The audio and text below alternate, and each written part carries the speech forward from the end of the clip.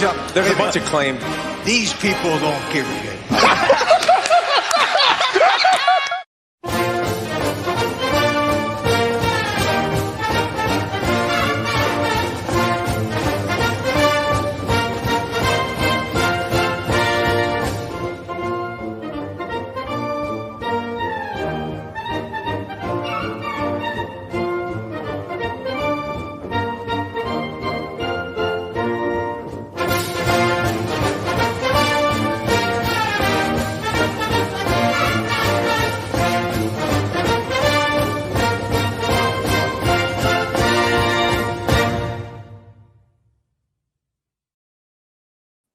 For those who came for all the hottest NFL takes, we're going to get to that in about 30 minutes. You get to listen to me and Jim talk about college football for at least the first 30 minutes until everybody else shows up. Terribly sorry.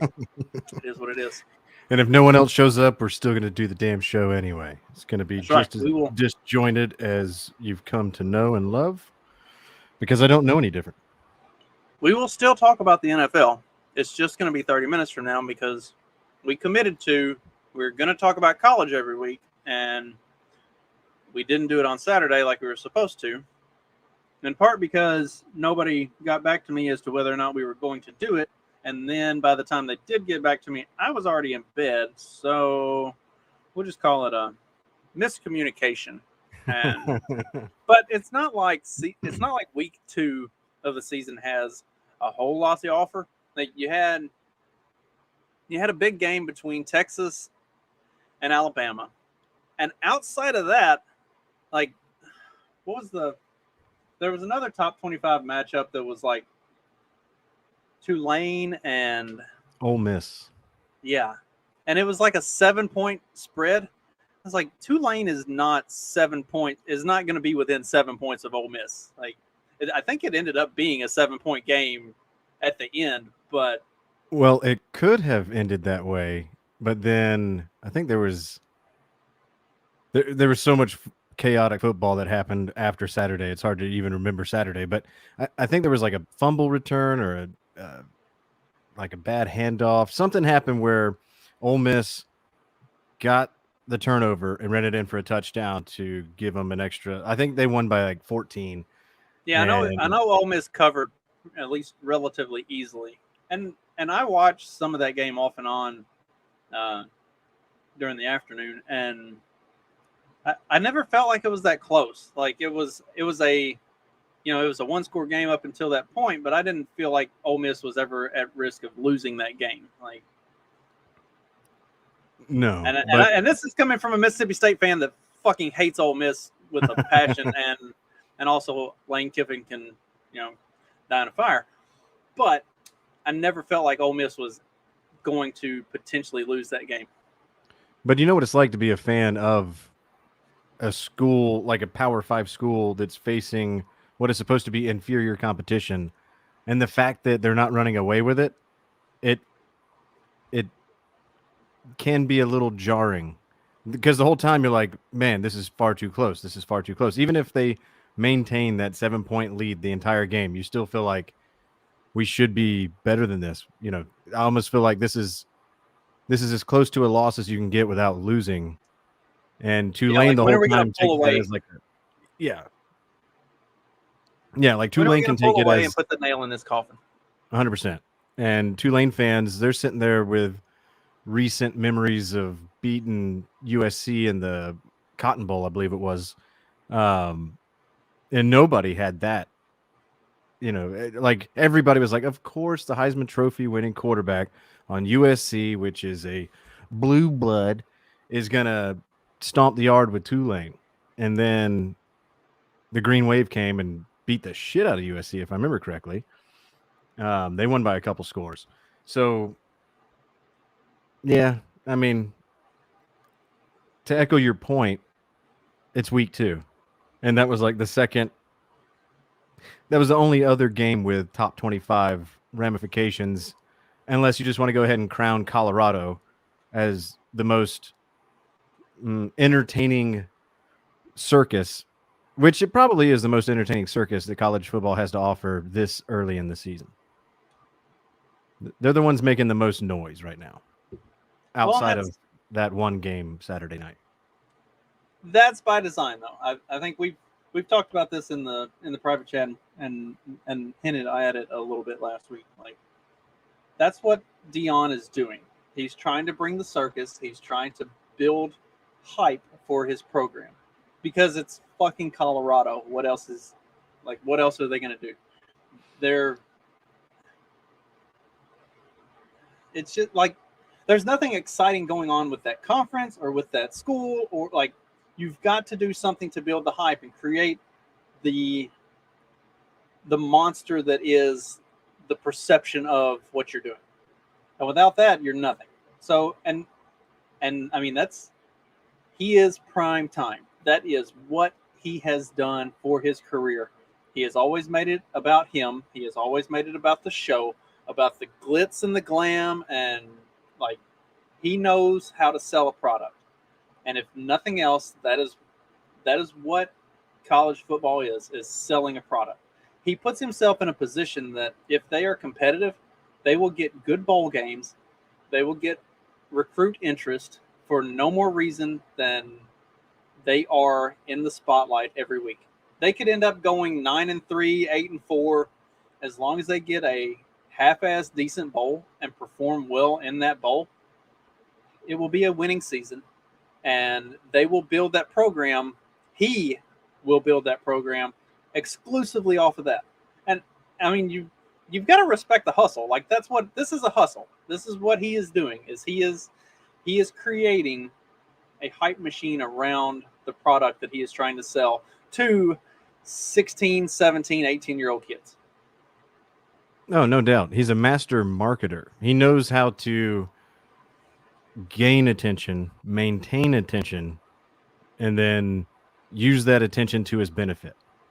And he does bring entertainment to an otherwise, especially the offseason. Like, he was responsible for making the offseason more entertaining. My main squabble with him is just the tactics, or I guess maybe the direction in which he's coming from to get that attention is where I'm like, I don't know, man. There's a lot of guys that have a lot more, gravitas in the college football world that doesn't have to do what Deion does.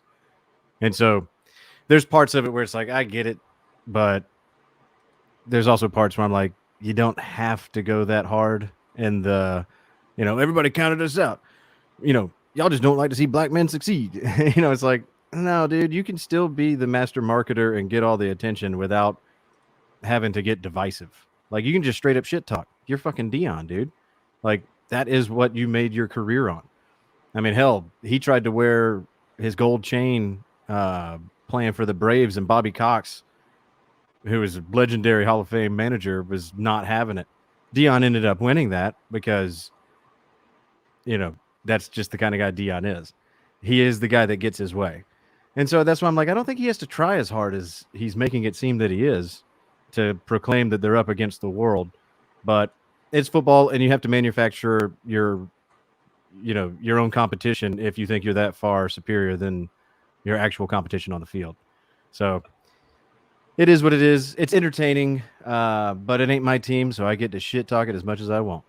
You got to have the struggle. You've got to be able to sell the underdog story and to come from behind. Like, everybody loves the Little Giants and all of that bullshit. Like, it's why the first weekend of March Madness is always so exciting, because everybody loves the idea of the underdog, the Cinderella, the guy who shouldn't be there, prevailing and coming out over the big dogs, the blue bloods, the ones that have the pedigree.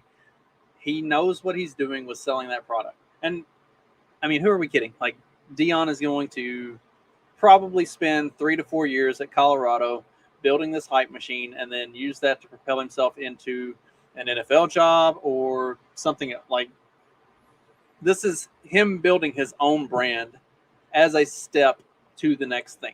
Nobody expects that he's going to be the Colorado coach for the next 20 years. Or if they do, they're fucking delusional. Yeah, because it's still September. It's mid to early September even. They haven't even gotten into the winter, much less, or the fall, much less winter. And I remember him saying something about one of the schools that was reaching out to him was in the north, somewhere in the Big Ten. Might have been Wisconsin or something like that. I don't remember. And he was like, "No, man, it's too cold." And I'm like, "Where the hell do you think Boulder is, dude? Like, you're in the Rockies, man. Like, maybe you didn't ever high step your way into a geography class, but you might want to look at a farmer's almanac once in a while and just maybe look at the extended 90-day forecast, because you're in for less than tropical conditions, let's say." But yeah, the Colorado was just stopping off point. The only bad thing, I guess, for him and him kind of telling the perfect story is Florida State is doing really well. And if Florida State was where they were immediately after Jimbo and on that downward trajectory for the next 5 years, the way that they were, that would be the obvious and almost like too good to be true, like Hollywood story writing level, where he would go rescue FSU and bring it back to prominence. If FSU, which could very well not only win the ACC this year, I think that they're the favorites at this point. And if they do that, they're in the playoff, and then anything can happen, which means they're not getting rid of their coach, and there's no room for Deion to come swoop in and save it. And Deion wouldn't slide to like UCF. Or the only other school that needs a coach that's in the state of Florida is those dadgum Gators, because Billy Napier ain't that dude. But anyway, we don't have to talk about Florida, but if I don't at least get one jab in per episode, I'm letting down my dog quota. Is Deion SEC coaching pedigree? As much as oh my god, I just had a brain fart. The Ole Miss coach, Lane Kiffin? Yeah, as much as Lane Kiffin is. All Deion is a more stylish, more flavor, better talented, and better marketing Lane Kiffin. But he exists in that kind of sphere. That he would be something like that in the SEC. I think that he would have a few years where he would get one over on LSU or Tennessee, but regularly he would get stumped by the Alabamas and obviously Georgia's, Auburn. Like, it wouldn't be a good time for him. But if you give him an SEC recruiting budget, anything's fucking possible. His kids love all the shit that Deion is doing. They fucking love it. They eat it up. I feel like he would end up building a very specific type of team that may not compete well in the SEC, especially the way Bama, Georgia, LSU, even like when Auburn has good years, like the way they build their teams where they are punch you in the mouth, run you over, and never look back kind of offense and defense. I'm not sure that Deion's style competes well with that style of football. It could be like Ron Zook was supposed to revolutionize the game in the SEC when he showed up at Florida, and it was going to be like Spurrier on crack. Like, we were going to go next level air raid type of, and then it never panned out because as soon as he would run into those big pedigreed names in the SEC, they would just get smacked down because, like we saw every time, like Oregon and some of those other like small air it out type of schools and programs, they would hit an SEC powerhouse and just get obliterated because they didn't have the bodies to take that kind of punishment. I feel like he would bring a program like that, and it might be like a flash in the pan for a year while the league adjusted to it. And then year 2, 3, and 4, it's just going to be like, oh my gosh, we're getting steamrolled every single time we step on the field. Yeah. The two schools in the SEC that I think are perfectly set up for a Deion, and not set up, but just if you look at their history, They have proven that they are willing to sell their souls for just the promise of an opportunity of possible glory is Auburn and Florida. And I'm not saying that because they're allegedly two of Georgia's biggest rivalries. They've literally done it in the last 20 years. Auburn sold its soul with Cam Newton and then sold it again, to try to get Brian Harsin out of there by just making shit up. Like trying to ruin the man and his family and his marriage and claiming that he's boinking one of his assistants that he brought over from Boise or wherever.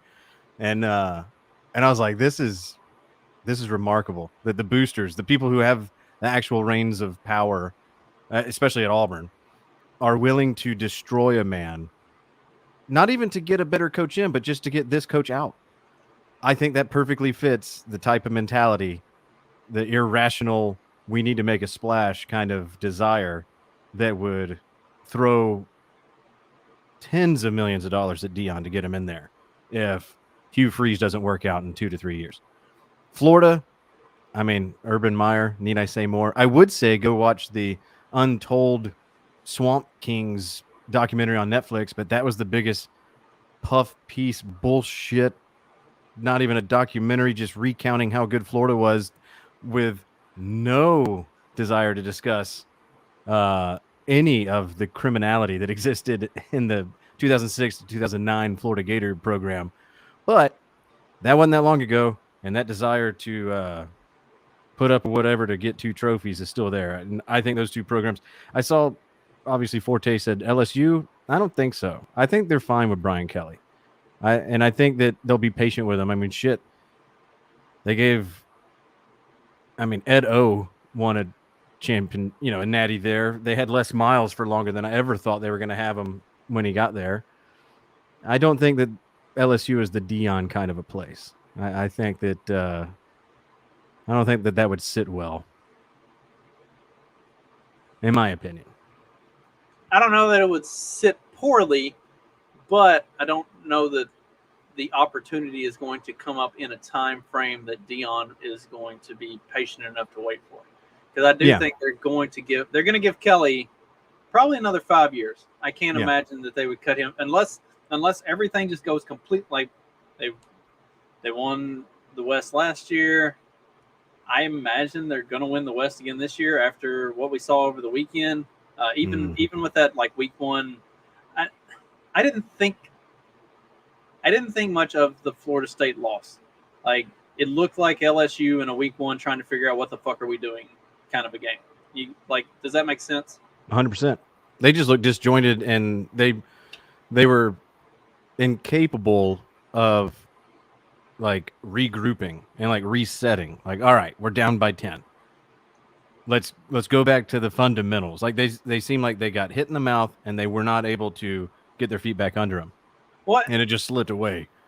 And I watched the Grambling State game too, and like the first quarter of that game, it looked very similar, and then it was like all of a sudden everything just clicked, and now they went from being like the team that got beat by Florida State to the team that won the West last year. Like from the first quarter to the second quarter, like it was like something, a light switch just got flipped, and all of a sudden they're ready to play ball. Like it all just came together, and I feel like that team needed that moment. And it probably for the fans it would have been nice if it had happened in the second quarter of week 1, but it happened in the second quarter of week 2, and from that point forward they just have, not that Grambling State is like a great team or anything, but they have a very talented team and had been competing with LSU up to that point. And then once that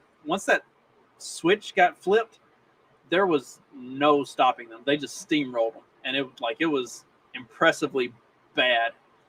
Yeah. How bad Grambling State got stomped from that point forward. It was an interesting game to watch and to see them kind of turn it on. So I feel like Kelly knows what he's doing with that team.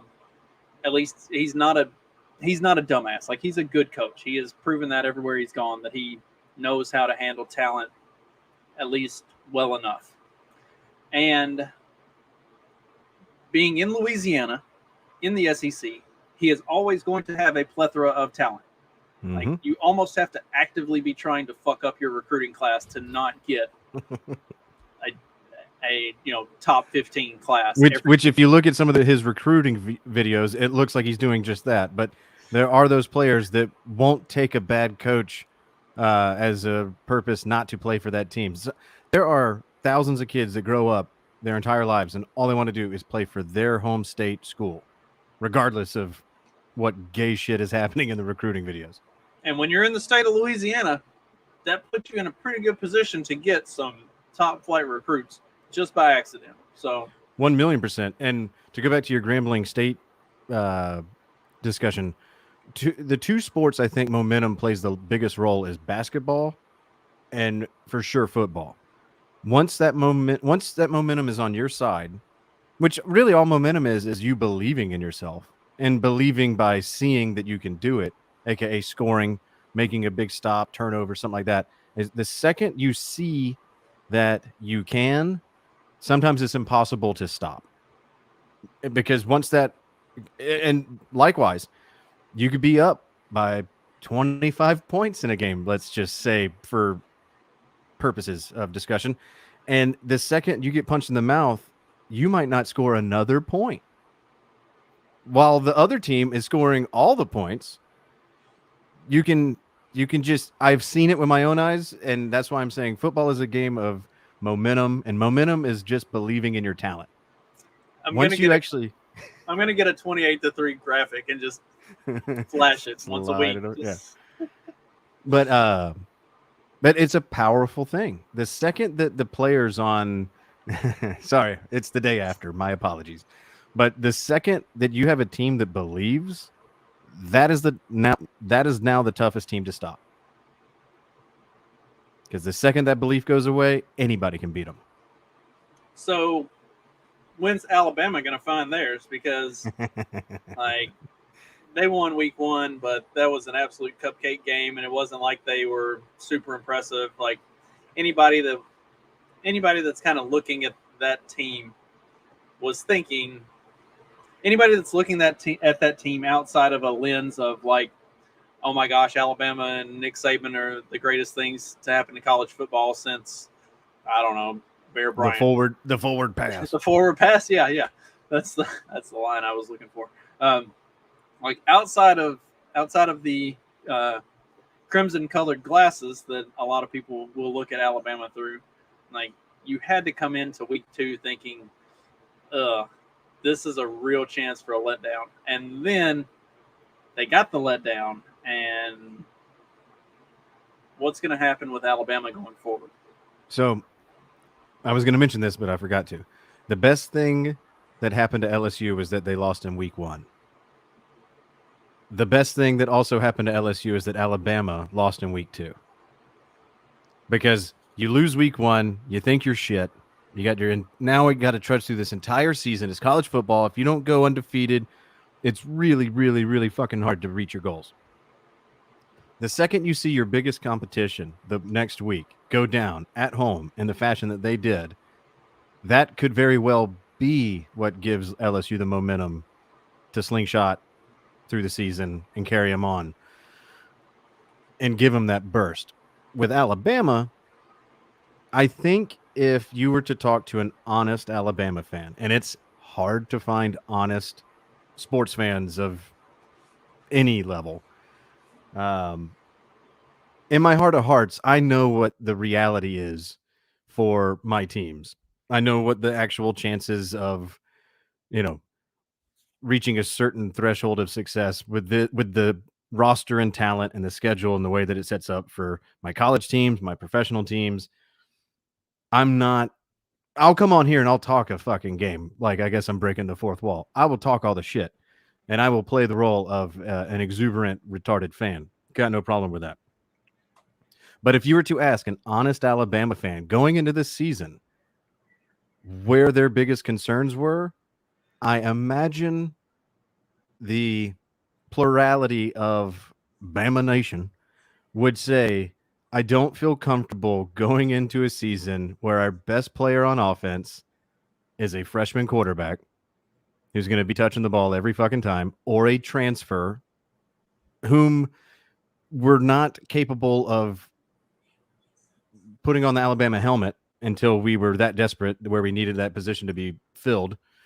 And then our best player on defense is a freshman safety in Caleb Downs. Now, he is, I would say, generational, but at Alabama, he's like once in a decade player because they've had other players just like him, and they're all really good and still in the NFL and wrecking shit. He's extremely talented, and he's going to be very good. But to have your offense in the hands of a freshman, unproven, and whose play style is very risky, and then on defense, your best player is in the secondary, and you still have the same questions on your offensive line because none of that got fixed in one recruiting class. Not only that, Alabama led the SEC last year in dropped passes, and they don't have a bevy of new receivers coming in. Jermaine Burton is still their best receiver. You're welcome. Yeah, you can have him. Athens doesn't want him back. None of that spells for success in any way, shape, or form for what Alabama is used to. So again, just to sum it up, if you were to ask an honest Alabama fan going into the season, would they be surprised if what happened on Saturday happened on Saturday? If they were honest with themselves, they'd say, no, we should have expected something like that at some point in the year. And that was our first test and we failed. I think they lived up to exactly what they're capable of. Yeah, their quarterback's talented. But is he any good? And I know people might be like, Jim, what the fuck are you talking about, dude? You know, there's a difference between having a lot of talent and using that talent effectively to play well and be a good player. There's a lot of really unsuccessful, talented players out there. Just look at any third place team in the SEC any year. You're not going to tell me that that's not a talented team. It's just there are teams that are a lot better. And so you can even be good, but you're not as good as you think you are. And I think that's where Alabama is now. They're a roster full of talent, but are they any good? Can they actually use that talent and decision making to make plays that are necessary to win games? Like it's only the second week and they're 1-1. Do I think they're going to go on a tear and win 10 straight? No. I think they got another loss or two minimum in their future. And I think one of those comes by the hands of LSU. And there's probably a sneaky one out there that we're not seeing, like an A&M, Auburn. I could see Auburn in the Iron Bowl getting their shit together enough to where they could knock off an unsuspecting Alabama, because those types of games are a fucking coin flip every year anyway. So no, I think Alabama ends the year with 3 losses minimum.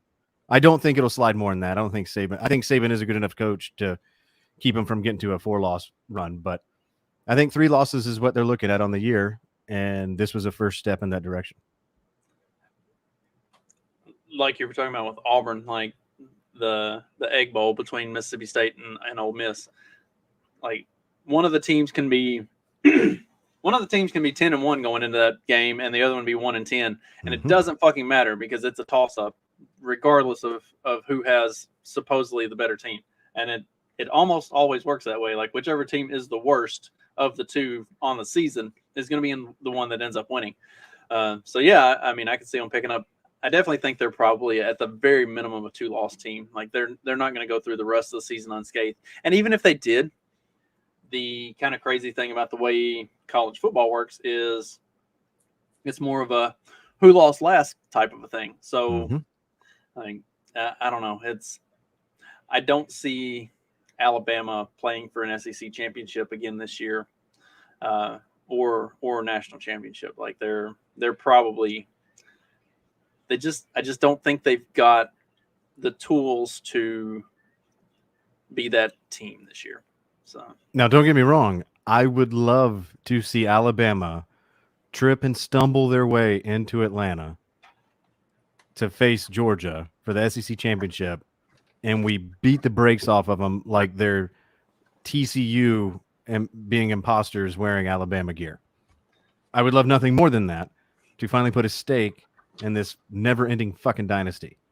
But if Bama doesn't make it to an SEC championship this year, the talk of is the dynasty over will have some meat on that bone, because it'll be 3 straight years where Bama will not have won the Natty. It'll be 2 straight years they didn't even make it to the SEC championship, much less, oh, we won an SEC championship, but we didn't win the Natty. No, I'm talking like Natty, no. SEC championship, no. SEC championship appearance, no. Like, you didn't even win your division 2 years in a row. That's something that I don't think you can say has happened in the Nick Saban era. And not picking up a bowl win most likely either, because if Alabama has proven anything over the years, it's that if they are not playing for a national championship, they do not give a single solitary shit about whatever consolation bowl they get. They will not show up for that game, and they will get fucking drubbed. It's a 50-50 coin flip. Like, the only reason why I don't think that would be the case this year, Justin, is most of the years I would agree with you. But this year, their team's so young, they have to fucking play. They can't sit it out. I guess I can see that. Like I said, their most talented players on both sides of the ball are both freshmen. So they're fucking in. And I guess I can see that. But anyway. Did I hear a Ron Zook reference earlier? Win one for the Zooker. I haven't thought of that guy in a long time. Where's he at? Is he at Illinois? Last time I checked, he was at Illinois. He was the head coach there for a while, but they got Brett Bielema. Ron Zook is probably some analyst somewhere for a Power 5 or a Group of 5 school. I would be willing to bet he's an offensive coordinator or a quarterback's coach somewhere. Yeah. But I will say this to close out my part of the Alabama talk. Damn, Alabama. Couldn't have happened to a better squad. My deepest sympathies. And I'm saying this kind of halfway like, oh dear God, I don't think that this is the strongest Georgia team that they've had in the last 5 years. So this could very, very easily and very quickly come back to bite me in the ass. But I guess hook them. Fuck it. Wow. Ron Zook is the defensive coordinator of the Seattle Sea Dragons in the XFL. Wow, that's really impressive. Huh? He's up there playing Twitter football. Yeah. Well, I didn't for a while. I didn't know Hugh Jackson was still around. I learned last weekend he's the Grambling State head coach. As I was watching that LSU Grambling State game, like thought Hugh Jackson had completely disappeared, and nope, there he is. These guys recycle till they're 80, 90 years old. But he'll coach for a few years at Grambling State, and then he'll do, because they do have a not terrible team and had a not terrible team last year, so they'll do okay for a couple few years. He'll get promoted to being a coach at another small school in one of the Power 5 conferences, and then he'll end up making his way back in the NFL and get trounced again, and then rinse and repeat. Start all over again. Yeah, and get paid a shitload of money to prance his way to a 3-win career high. Make millions of dollars to fail upwards constantly. Yeah. Lucky bastard. I say, how did we not manage to get on that carousel? Here we are just talking about it for free. I think it's because we say fuck too much publicly without apologizing. We make too many vague references to things that shouldn't be said on the internet. Yeah. None of us have made one single apology video or written a letter saying I'm sorry about anything, and that's why. Yeah. I've been doubling down. I've been trying to see how far I can push it to get banned. I think Twitter or X, whatever. I think Elon is just like censoring my stuff and not letting it go up where other people can see it, because I've been posting some real bangers and they get. Like, I am trying hard to be kicked off of X. Right, I have been actively trying to get myself kicked off, and nothing at all. I think that's the real lesson, is not trying is the true key to success in the social media world. I think if you try to make something go viral, it's never going to go viral. That's true. Yeah. I'm not trying to make anything go viral. I'm just trying to see if I can get a suspension. No, Well, I feel you. But I'm just saying, like, to try to gain traction on Yeah. anything. I say viral because everybody just knows what the fuck that is. But if you try to right now, I think I have I fluctuate from like 268 to 271 followers on Twitter.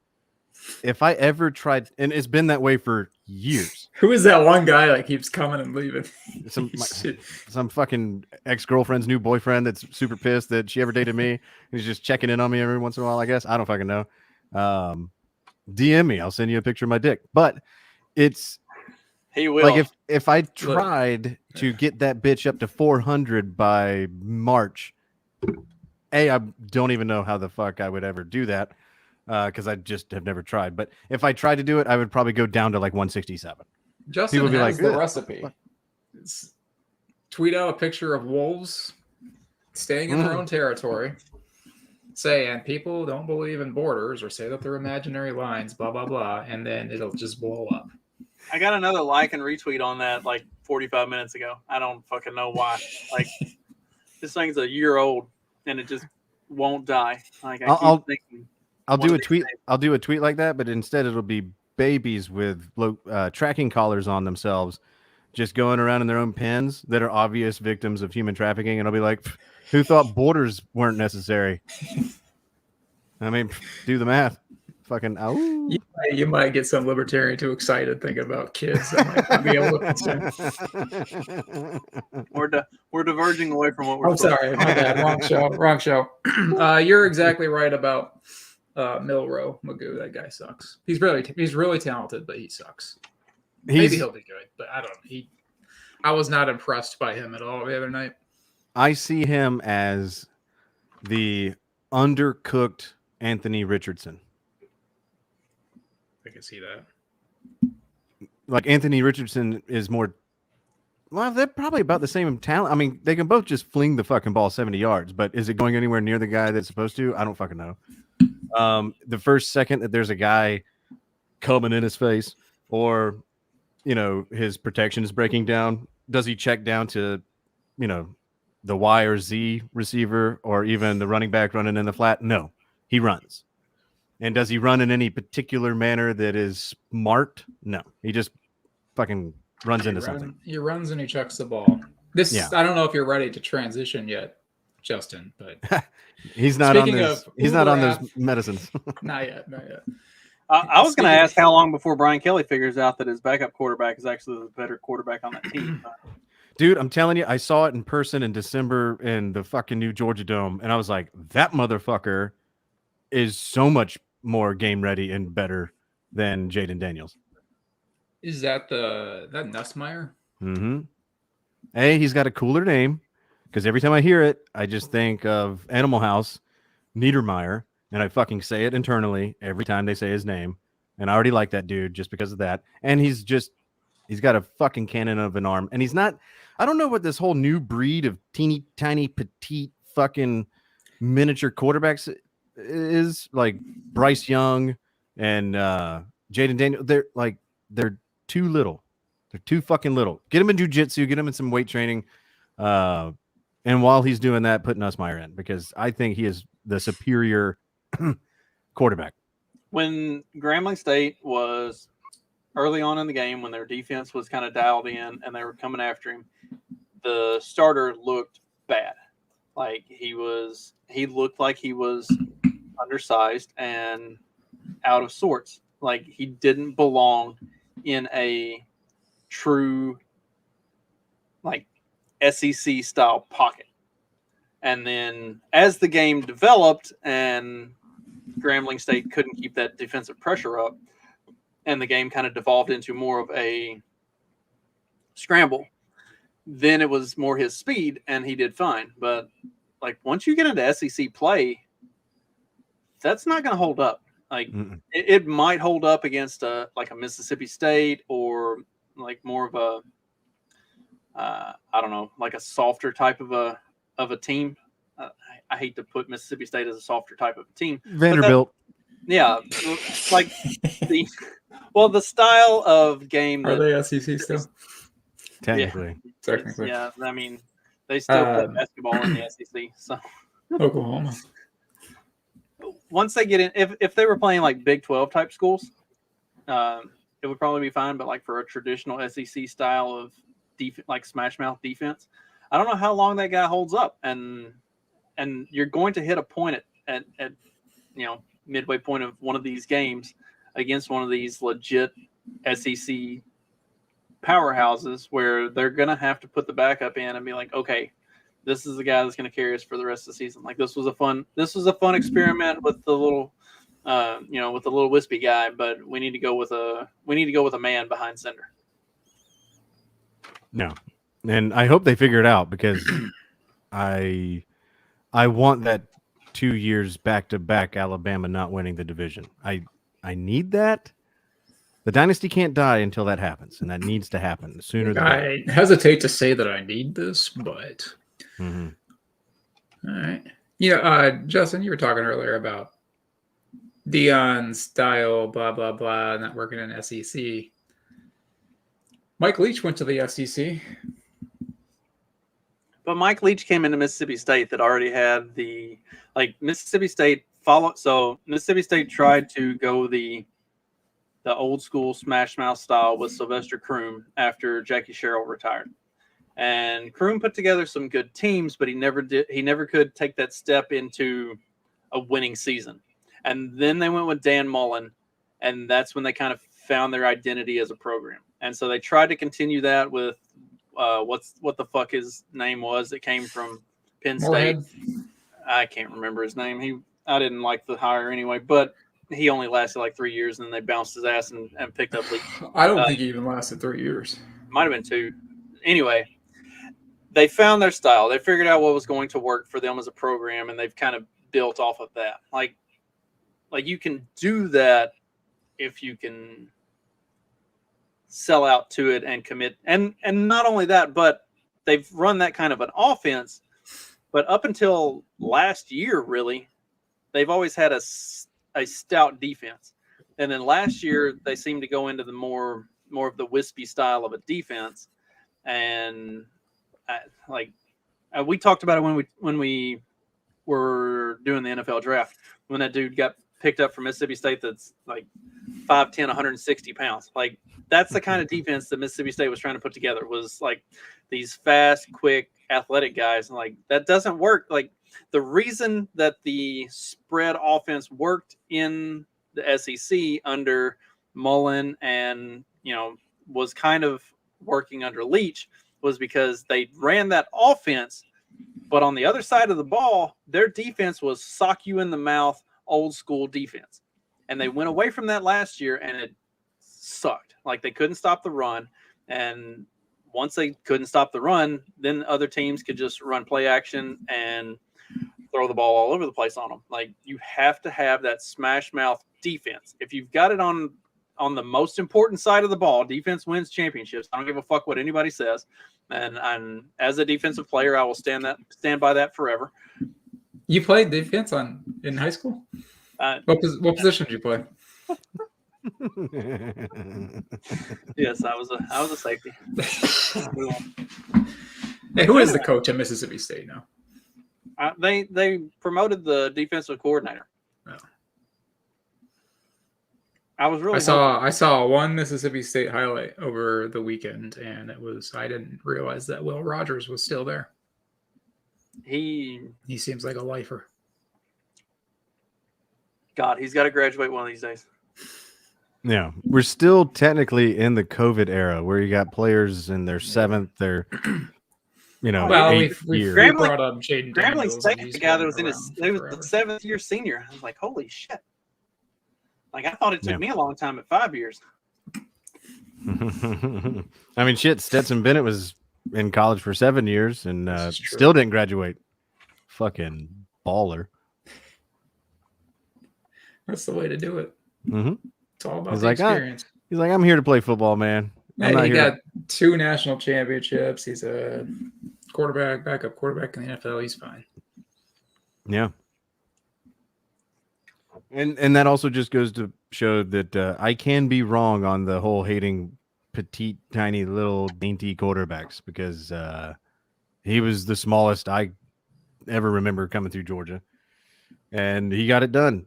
But he didn't have that 4-star, 5-star, moniker next to his name coming out of high school thinking he was tough shit and people should just move out of his way because he's so great. No, he had no stars. He was not recruited. He had to be a walk-on, then asked to leave to go prove himself. And then if you really want it, come back and then be third string. And then if you're still around after our first 2 guys get hurt or fall all the fucking way off, then we'll give you a chance. Like, that was the biggest, could not replicate that ever moment. And we were lucky as fuck. I'm not going to lie. That was not by design. But the ones that are the Bryce Youngs of the world that come out of high school 5-star, can drop the ball in a bucket, that's all great. That's wonderful. But if you can't take a fucking hit, man, you should probably go play basketball. What's the guy that was he followed Chase Daniel at Missouri, and he's been like one of the longest tenured NFL backups. I think he's played like a collective total of 8 games. No, Stidham was all No, right. I think it is Chase Daniel. No, Chase Daniel came before him. It was Drew the guy that Lock. was Is Blaine Gabbert? Is he still in? Gabbert. That's the one. Gabbert. Okay. Yeah, Gabbert has like the longest career as a NFL backup. He's made something like $40 million to play like a total of 8 games over a very long career. If Stetson Bennett can do something like that, that's fucking impressive. Like, I mean, who really wants to go out there and risk getting pummeled every game when you can stand on the sideline and collect $4, $5, $6 million a year? Oh yeah. Especially Did with you that ever watch, fucking offense. Did you ever watch Blue Mountain State where the quarterback, like his goal was to always be the backup? Like he just wanted to have a free ride to college and bang hot chicks and never have to actually step foot on the football field? No, I've never seen it, but Oh my God, I can't believe you of all people has never seen it. Blue Mountain State is the name of it. Go find it. I can't remember. It Mountain used to be on State. Netflix. It might still be on Netflix. Amazing show. It went like 2 or 3 seasons, and it's just based on college football. It's hilarious. It is completely a degenerate good time. Okay. I highly recommend. Jay knows what I'm talking about. Forte endorses it. all right, I'll give it a shot. Anyway, we ready to go ahead and transition Mark all the way? Yes. Before I do make that giant leap, Had some confessions to make. no, I just want to give an update on how Jim Harbaugh spent his Saturday. He worked the chains of his son's football game in the morning, Saturday morning. Went home, mowed his lawn, watched the first half of the Michigan game, brought his kids to McDonald's at halftime, watched the second half, then mowed his backyard after the game. And we got one more Saturday without Jim. How much is CBS Sports paying you to stalk Jim Harbaugh every Saturday? Dude, if I was stalking him, I would have been at that McDonald's and be like, Jim, can I pay for you? Even though you are a multi-millionaire. He'd be like, "Can you play football? You look a little old, a little spindly." Sorry, son, I'm a football player. Only deal with football players. It's like, no, you're a coach. I'm always a football player. Fuck that. Let me get my gloves on. I'll offer my services as an analyst. All right. Should we? All right. The transition I was going to make earlier, Mhm. we were talking about uber talented quarterbacks just chucking the ball down the field. So this means we're going to work in reverse. But is that not Josh Allen at this point? He says, F it, someone's got to be down there. And it's usually resulting in an interception these days. Yeah. The fact that he was responsible for 4 turnovers, I didn't even know he had it in him. I was fooled. I was one of the guys that thought that Josh Allen was a good quarterback, like top 5. And currently we sit with Patrick Mahomes, Joe Burrow, Josh Allen as winless in the NFL. That's fucking bizarre. Yeah. That's why I don't bet. That's why I'll never bet on sports, because the shit that should happen.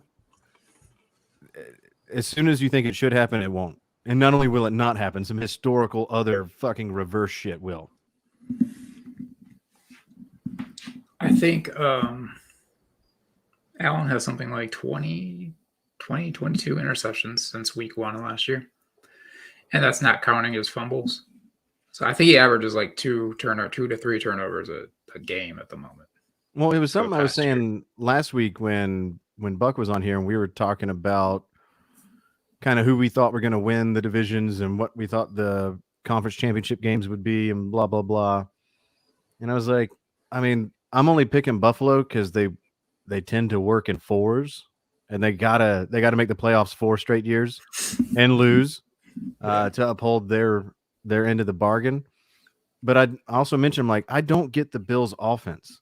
It seems like it's just Diggs, Allen to Diggs, and that's really it.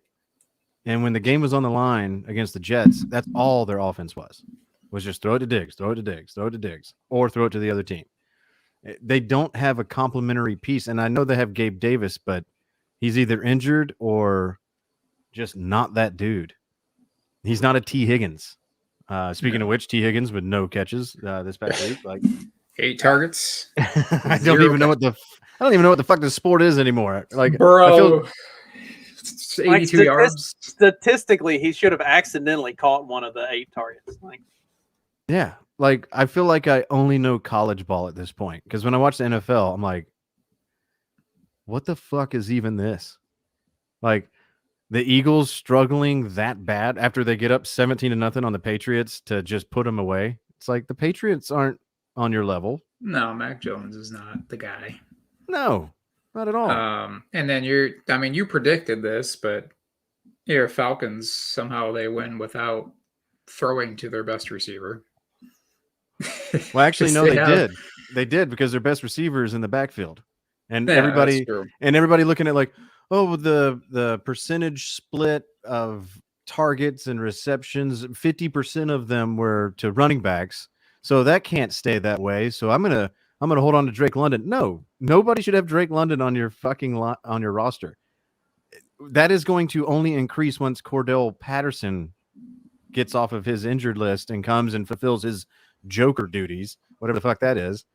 And like Drake London is our 4th or 5th option. He is not the first because we don't give a fuck about receivers. I said it last week. Bijan Robinson is going to be used like Alvin Kamara was for the Saints when the Saints were just racking up points and running that offense really through Alvin Kamara. Like, that's your number 1 passing threat is going to be coming out of the backfield, and because he is that explosive and he has the ability to put up massive plays in that way. Like, they can just spread him all over the field and let him carve people up. That's if that's what, if they're smart, that's what they're going to do. Yeah, you're going to see 22 formations. You're going to have Algier and Robinson or Cordero and Robinson plus Jonnu Smith and Kyle Pitts, and we'll be rotating the other receiver out there just so the defense has somebody to cover on that side of the field. Like, to me, it's been plain as day just looking at how they're drafting and how they're utilizing the running backs and their offensive line schemes, the way that they set their blocks. If we throw it more than 25 yards downfield, it's because the play broke down. It's not because that's what we wanted to do. Yeah, anybody with any hopes of Drake London living up to his draft hype, his draft position, will be forever scratching their head, cursing the Falcons. When instead, you should be cursing yourself for not picking up on the fact that this isn't a West Coast fucking offense. I may have some Drake London stock somewhere. I also have some Algier stock, and it scares me because I'm like, how long will him and Bijan both be putting up big points? The whole year, because our offense runs through them. If they do this Saints style, like I think they will, then Bijan is going to put up huge points on stretch runs and quick passes out of the backfield, stuff like that. And they're going to use Algier similar to the way the Saints use Mark Ingram as the 3-down, pound it home back. So you're going to get good production out of both. Some games it may tip more heavily to one or the other, but they're both going to be consistently productive week in and week out. Mm-hmm. Exactly. It's kind of like if you were playing fantasy in '98 and you were sitting there like, man, I was 6. well, let me pull up a chair. Let me explain it to you. Explain this to me like I'm 6 years old, please. If you were playing fantasy and you were sitting there like, I don't know, they got this young kid, Randy Moss, but they also have Chris Carter. Who's going to be more productive? Both. They're both going to fucking just destroy. I'm sure there's probably a better, more recent, like Higgins and Chase or Kelsey and Tyreek when they were both on the Chiefs, or like Waddle, Tyreek. It's like Algier and Robinson, both of them are going to have similar production. And the fact that neither are available in any of the 3 leagues I'm in really pisses me off. Oh, what was the two-headed monster that the Panthers had several years ago? D'Angelo Williams and Jonathan Stewart. Yeah. Or even last year with Deonta Foreman and Chuba Hubbard. Chuba Hubbard. Chubba Dubba. Chubba Hubbard. I found this out recently, today. Nebraska, I know we're not doing the college part anymore. Nebraska has Brock Purdy's brother. His name is Chubba Purdy. Their other quarterback, his name is Micah Hubbard. What are the odds? Damn. Is this Micah dude like the other the other Manning brother? Like, I don't know. Yeah, speaking of Manning, did you see how pissed Peyton was yesterday at Zach Wilson? I was watching nothing but the Manning cast for the game last night after it was obvious that the standard fucking broadcast on regular ESPN was just going to be nothing but like crying over Aaron Rodgers' ankle. So I was like, let me hear what the Manning brothers are having to say. And it was just like, Zach Wilson should just hand the ball off every play. 0 throws. No more throws. The third quarter had just started, and Peyton's like, they better not throw the ball 3 more times. And Peyton being mad at Josh Allen for constantly trying to force balls and throwing turnover and committing turnovers. He's like, he told me he was going to be more careful with the ball, and he's obviously not doing that. He promised me he was going to be patient. He was going to wait for these. He was not at all, not even a little bit. Just forcing it in there, throwing it straight to defenders, 40, 50 yards downfield. It was impressive that the Jets D was just happened to be standing there every time he threw one. Like, yeah, well, who was the guy that got 3 picks? Whitehead. I had 3 picks in a game once. Not that I know. What position do you think he played that put him in position to get 3 interceptions? Just zone. Probably defensive tackle. Just anything in the back. Just go out there and stand still. Once every 5 plays, you're going to get the ball. Quarterback had 3 attempts, and they were all intercepted. Mm-hmm. Well, shit, there was one point in the Falcons game that Ritter was the only one with a reception, and it was for -6 yards. Oh, jeez. Yeah. He threw it.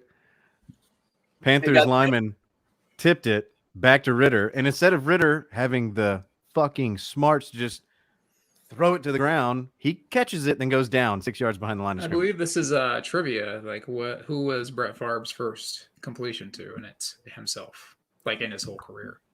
Oh, yeah. That means Ritter's destined for greatness. So he's destined for the or some sexual assault. Either way, it's going to be one of these. Oh, speaking of sexual assault. Mel Tucker? Yes, I know the college portion's over, but listen, I hate Mel Tucker. I hate Michigan State with every being that I am. I've been digging into this story, and I'm pretty sure this dude has been set up. Yeah. They paid him too much money. They immediately started winning less games, and they need to get him out of there. It's the Auburn syndrome with Brian Harsin. Because Mel Tucker is a stand-up dude. Like, he was a stand-up dude when he was Kirby's assistant in Athens. He did all right when he was at Colorado.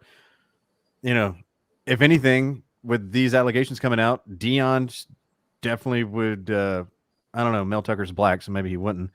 But He is using that as part of his defense. He's like, oh, maybe it's my race or my gender. I don't know. That's why they're coming after me. Could be that you went 3-9 last year, but yeah. You sexually assaulted the entire fan base by fucking them in the ass repeatedly. I'm like reading this thing. She sends him a seductive photo before the phone call. I don't know why I knew a phone call. He admitted that it happened, and then she like calls him and talks about like, well, what if I was naked? I mean, how why would she not expect the guy to get horny after this? Yeah, Nah, women be knowing what they doing. No. Sorry, Justin. We can go back to the NFL. I wanted to show that I have an amount of integrity within me that I will stick up for this Michigan State guy, even though I love to see them fail. Yeah. Is this like when Bobby Petrino was banging the? No, that was real. Well, I know that was real. Look out, Texas A&M co-eds. You're in danger. But it still felt like a setup. Like, they. Well, yeah, because it's like he was winning games though. Yeah, and then they replaced him with John L. Smith.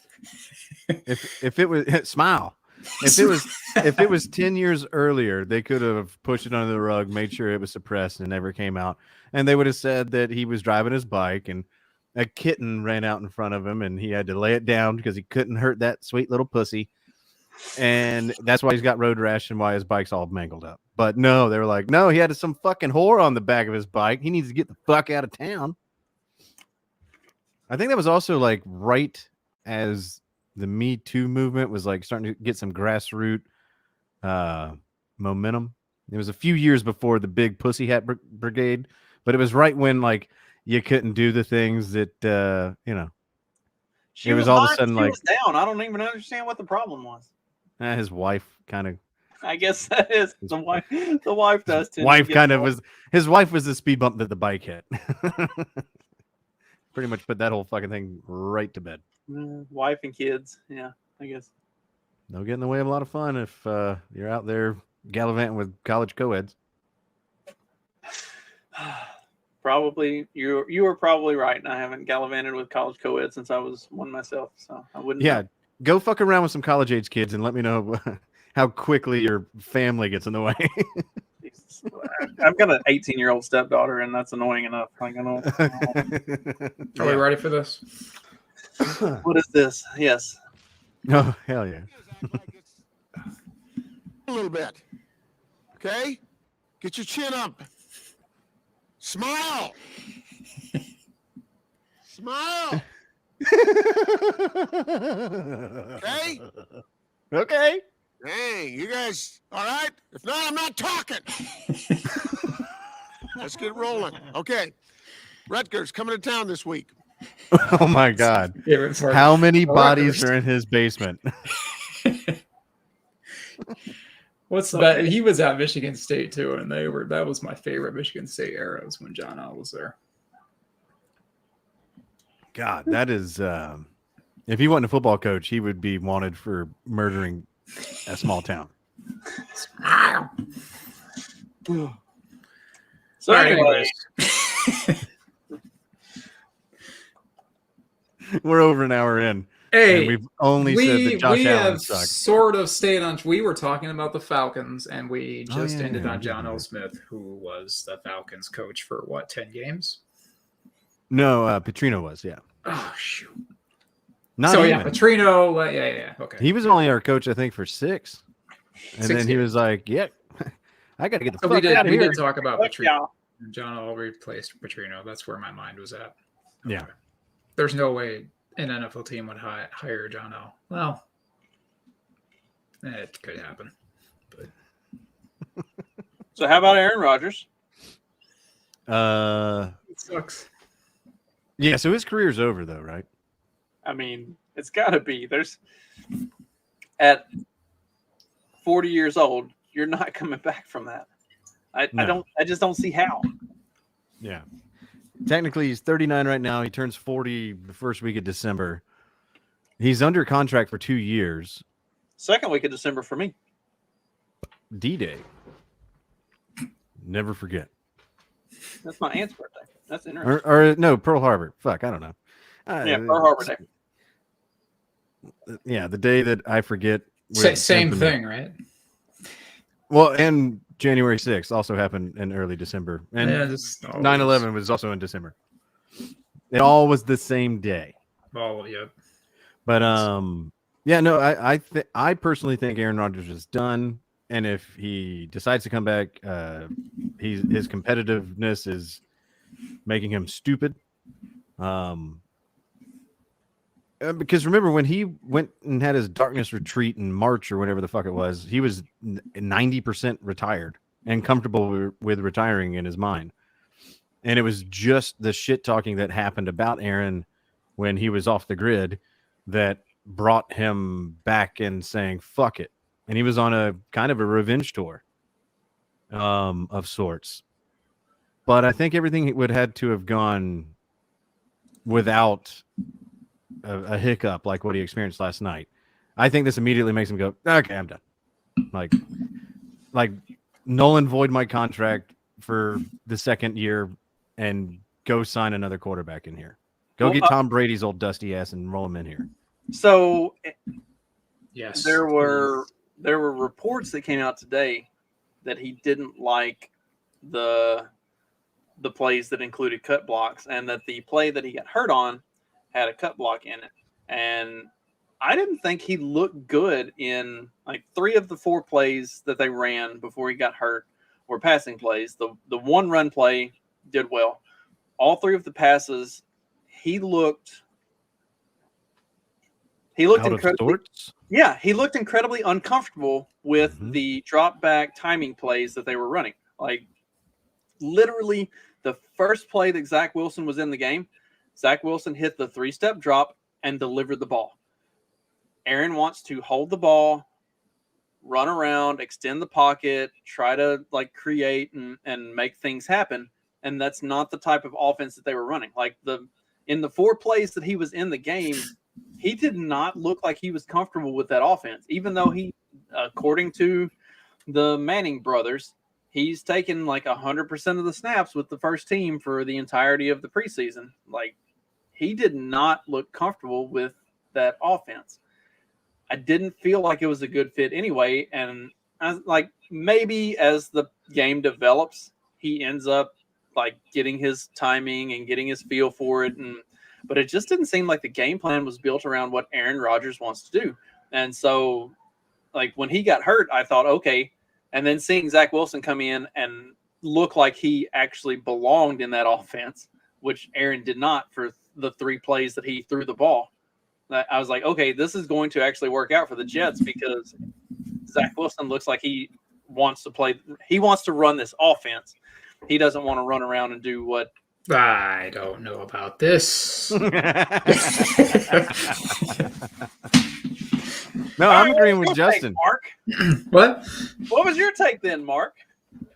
You rat bastard. Zach Wilson.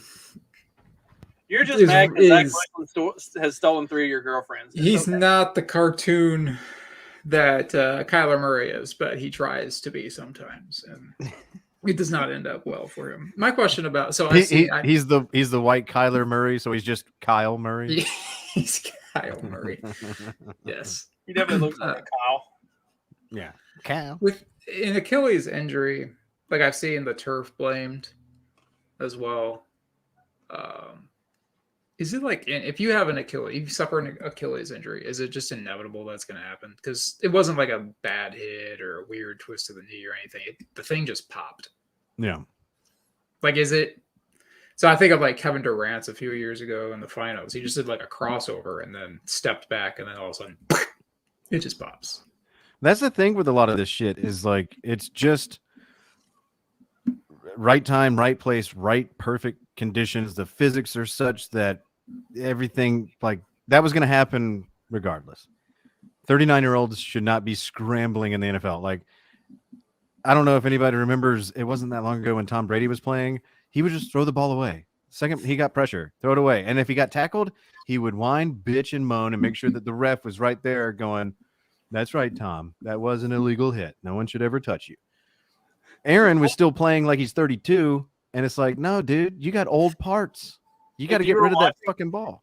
If you were watching the Manning cast, every time Josh Allen took off with the ball and didn't just immediately run out of bounds or do a give up slide, you could see Peyton like physically cringe, like, oh my God, he's going to get fucking killed. Like, just get out of bounds, you dumb fucker. Like, you could tell that Peyton Manning just wanted to scream at the screen, get out of bounds, you dumb son of a bitch. Like, it's all over his face. Peyton does not have a good poker face. Like, he just wanted to scream at Josh Allen, what the fuck is wrong with you? It was hilarious. That was Peyton is very entertaining as a. I was not a big fan of it at first, but the long, and Stephanie wasn't either. It's like she was like, "This is terrible. Can you just turn this off? Like, can we turn the volume off?" I like it more already. Sure.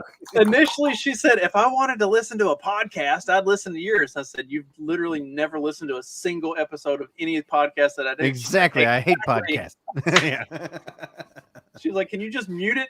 But the longer it went, the more we were both feeling. It was like, "Oh, okay, this is actually entertaining." Like, these two are like funny in a not a hilarious, like, haha funny, but just like a normal dude like saying shit that you're not supposed to say on a broadcast type of a funny. Like, they just watch the games like football players would watch the games and talked about it, and so it ended up being entertaining. He's what Pat McAfee hopes to one day finally strive to be. I can't do the McAfee show. I can't do the McAfee experience. The whole None of it. thing, I'm over it. I liked it when he was a nobody in Indianapolis, talking on shitty mics with no lighting and some GoPros mounted in the corners, and they were just shooting the shit. It felt more organic. Now they have chants, and at this time y'all say this, and every time I stop to say something, y'all do the Stone Cold what, which is the most annoying fucking thing WWF ever fucking did. And he's got the energy, the fake energy. I'll say it. It's the fake energy of a fucking chinchilla on crack. It's tiresome. He said, "I'll say it." He's not a smart man. The only time I enjoy watching his show is when he has a guest on that I want to hear from. Yeah, like the Aaron Rodgers. Like, that's why I'll listen to Aaron Rodgers on a show. Yeah. Also, but just the constant, like, I need to jump on a chair, and at game day, hey, did y'all know that we got a shitload of people back here and they're fucking rowdy? Watch, I can make them start yelling things. Let me jump up on the desk and do a fucking jig. It's like, okay, bring David Pollack back, send McAfee out in the parking lot to snort crank off hookers' tits, and put Corso out to pasture. Like, this isn't a tough decision. Just let Corso roam around and do his thing. No, just put him in the headgear at the start of the show, and then just send him through the crowd. I'm just picturing him with an Oregon Duck on his head. Just mic him up, throw a fucking GoPro right on the fucking headgear, and then just send him in one direction through campus. You can tell Herb Street's just nervous every time Corso starts to talk. Mark missed the intro today. I mean, he has seen the intro before, but I can only play it when he's not going to be here for the intro, because he gets like irrationally upset about Jadeveon Clowney killing running back. But it's got a couple good. It's not even a good play by Clowney. He wasn't even blocked. Exactly. It was a bad play on Michigan. Yeah, terrible play on Michigan's part. Yes, those were the Brady Hoke years. Well, how could you expect them to play good when they looked that shitty in those fucking uniforms those that uniforms they rightfully did not trash. bring back? Michigan should never do alternate uniforms. Their color scheme doesn't work with it. Agreed. Fucking agreed. There's a couple good Lee Corso clips in that intro, though. There's a funny one where he's like, fuck. Fuck Herb Street's like.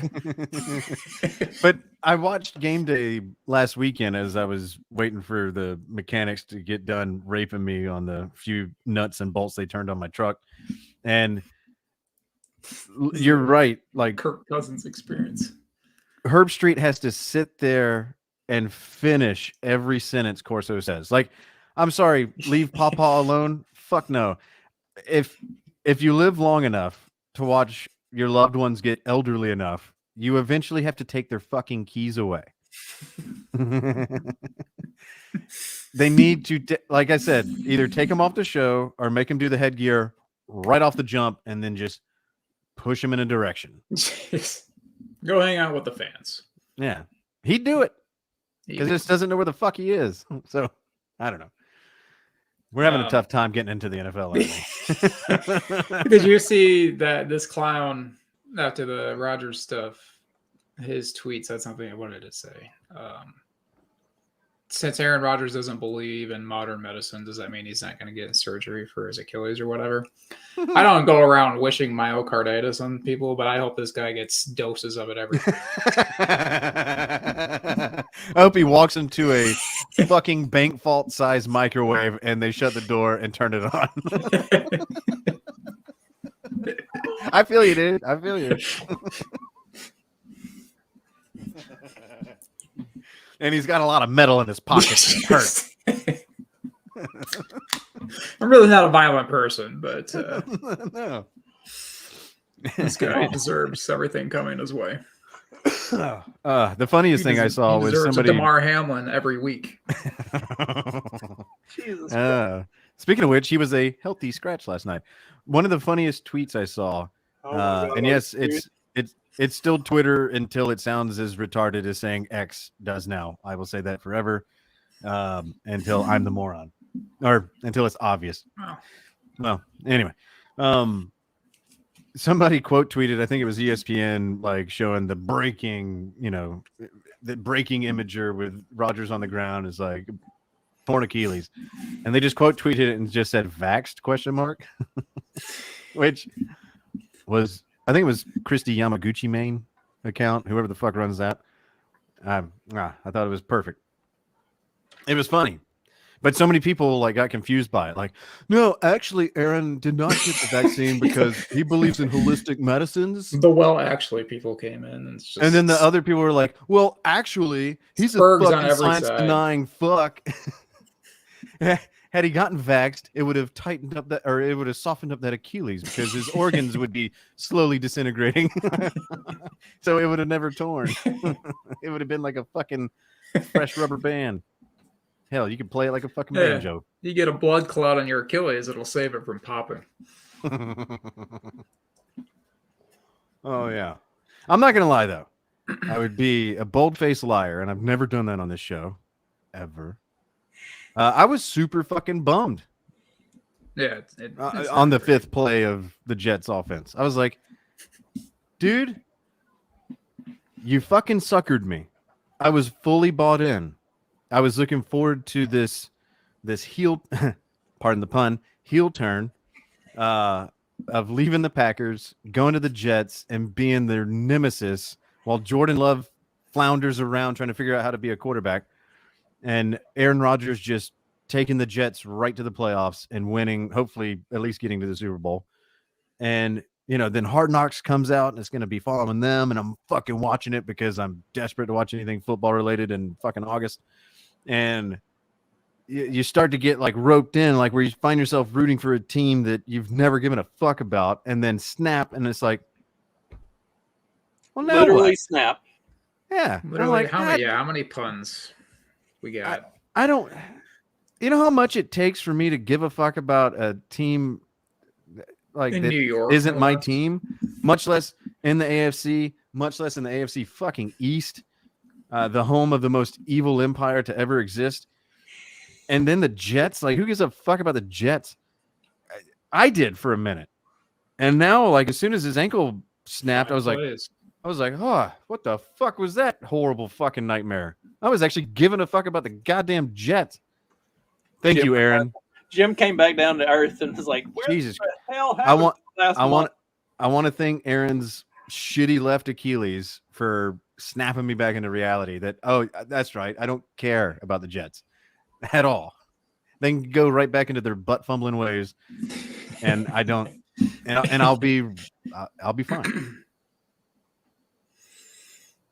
So anyway, month?" I actually think the Jets are probably going to be all right. I don't think Zach Wilson is a good quarterback, but I think with the pieces that they put around him, with the intent of them being around Aaron Rodgers, and from what I saw of that offense and what they want to do with it, I think he's a better fit for it. Short of getting Brady out of retirement, like the timing routes and what is Zach Wilson's relation to you, Justin? Just tell the show. Zach what kind of relationship you have. Zach is going to be his new stepdad. And mine as well. He's fucking all our moms. Dude, I'm just Cougar Hunter Zach. I just wish I had Brees Hall is a good running back when I was in my 20s to go that path instead of chasing other 20-year-olds like that. I feel like I wasted a lot of time in my youth, and he's kind of got life figured out. So I'm just jealous, is what it is. Okay. No, I thought he looked better in that offense than Aaron did, and like I said, short of convincing Tom Brady to come out of retirement, because I think Brady would be the ideal pick for that offense. If they're going to run a bunch of timing routes and they're going to run a bunch of 3-step drops, get it out quick, move the ball, utilize multiple backs, like that's something that at his age and coming from the type of systems that he's run, Brady would fit perfectly into. That's not a Aaron Rodgers style of football. It was a bad fit to begin with. That the fact that they showed that that's what they were trying to do on the first 4 plays before he got hurt was kind of strange, honestly. Like, why would you think that's never been what Aaron Rodgers was as a quarterback? Why would you think that he's going to fit into a system like that? Like, that's you should be tailoring your system and your blocking packages and your route packages around what Rodgers does well, and they weren't doing that for at least for the first 4 plays before he got hurt. So, like, I think the Jets will be fine. You know who probably had a really great time last night? Tua. He was probably sitting there going, the Bills look like shit. The Jets just lost their chance. And say what you will about my noggin, but my ankles have always been intact. What was it, 466 yards? Yeah, that motherfucker. I don't know if the Chargers defense is just that terrible or if it was the AI people in the stands that were maybe like doing telekinesis on the Charger secondary that allowed Tua to like grow an extra muscle in his fucking throwing arm. But that was an incredible display. And I'm happy that I have Tyreek Hill in 2 out of 3 out of my leagues. I feel like such an idiot. And you should. 2 out of 3 leagues, I got Cooper Kupp. Both times. Tyreek Hill's right there. Like, he's getting up there. You know who's going to throw it. Tua's going to get injured in the 3rd quarter of the first game. And I wasn't even going back and forth between Kupp and Hill. It was like Kupp and Kelsey. And now I'm just like, oh, no. Kupp and Kelsey? Oh, shit. Tell me you didn't have J.K. Dobbins as your fucking running back. I do not have Jake. I have Travis Etienne everywhere. Okay. I was about to say, there's some unlucky fuck out there that has Cooper Kupp, Travis Kelce, or Mark Andrews, T. Higgins, Aaron Rodgers, J.K. Dobbins, and let's see who else fucking sucks right now because they're injured because they're Burrow. Pathetic losers. Yeah, Burrow. Alvin Kamara suspended for 6 games. Exactly. Yeah, it's fucking chaos out there. Or somebody didn't pay attention to the fact that the Cardinals are self-imploding and they got James Conner or Zach Ertz. I don't know, dude. This fucking NFL season is off to a bumpy fucking They start. were in a close. Who were they even playing? Washington. Yeah. The Skins. That's why it was close. Yeah. And then the other close game. Oh, no, the Vikings losing to Yeah, to Tampa Bay. Tampa. Thank you. Baker Mayfield and the fucking Butt Pirates come in there and just make it obvious why they wear purple. They bent them over and just had their way with them. Baker, something like 24 completions for 173 yards. It was just bombing into Mike Evans like, yeah, dude. But it worked for him, though. I made 2 predictions last week. I said the Vikings were going to fucking suck. Mm-hmm. And I said the Packers were going to overperform. And week 1 showed that, at least so far, My Bears pick number 2 in the North isn't right, so No, Fields is fucking terrible. Oh my god! Well, I mean, they did exactly what everybody knew they were going to do. Like the entire running, anybody that drafted Khalil Herbert for their fantasy team, two out of 3 leagues. because the entirety of the Bears running game is I'm going not to the be only Justin idiot. Fields. Like, So you know when I said just a second ago that I got Tyreek Hill in 2 out of 3? Well, also I have Khalil Herbert in 2 out of 3. Those aren't the same 2. So the Just one one that overlap. the one that I have Khalil Herbert starting and Tyreek Hill, I still lost. Still lost with Tyreek fucking Hill. I found a way to make that a reality. We know that you didn't have Dallas's defense then. No, I had Lamar Jackson's fucking 17-point ass fuck out. Anyway, that's fantasy talk. No one cares about that. Well, we I mean, we can have a base separate. yeah, we're basing our conversations about the games off of the fantasy performances of our teams. It just it makes it a little sweeter if we're in extra pain because of a player's certain ineptitude from week to week. Yeah, I would be entertained by somebody else's misery that's compounded by poor gameplay. So Here, this will transition us to another team that was kind of surprising, even though they lost. I had Aaron Rodgers in a league starting. Obviously, got 0 points out of him. I still won that game, thankfully. On the bench, shit. Yeah, I had on that team. I had Aaron Rodgers and London starting. Somehow, I still won. I had Ayuk and Etienne, Breece Hall and such. Aaron Richardson on the bench. Looks pretty good. Anthony Richardson. Who is Aaron Richardson? It's an abomination of Aaron Rodgers and Anthony Richardson. Probably. Anthony Richardson, he looked okay. Although I did see a graphic where every single one of his completions were on the right side of the field. Yes. I have a feeling that probably won't be able to hold up. And that everybody looking at Pittman's score being like, well, I got to fucking pick him up immediately. He's the only guy Richardson's thrown at. That touchdown he had was kind of like McCaffrey's, where it's like, yeah, it was a kind of a not a big deal pass. And then Pittman just ran down the sideline for a fucking touchdown. holy fuck! How did you win that game? You had more points on your bench than you had in your starters. I had Algier on the bench. I did actually have Breece Hall on the bench. You had Richardson, Breece Hall, Algier, Jacoby Myers. You seriously had like 100 points on your bench. How did you win that game? It's because the other guy sucked. My brother. And I had Ayuk and Etienne. Who are the other running backs? I don't even remember. Oh, you beat the new guy. I hope he's not watching this. I don't think he knows about this yet. Oh, No, it's no, not no. that This league. was in- It's this a was in different Mark's league. family league Oh, okay. that I'm somehow in. Justin's you won in- family. I'm honorary family. Well, you won in our league as well. I did. I was not sweating that one. I'm honorary family. That's what happens when you buy Mark Mitchell tickets. This is true. Well, I think we should, we're an hour and a Even though I half came in. after the fact, but Quit telling us how long we are or how long we've been going. We don't. We don't care about that. We'll go for 3 hours. okay. Sorry, I'm a since dude. you were I'm always tooting your concerned own with how horn, long things are. What? Justin was tooting his horn about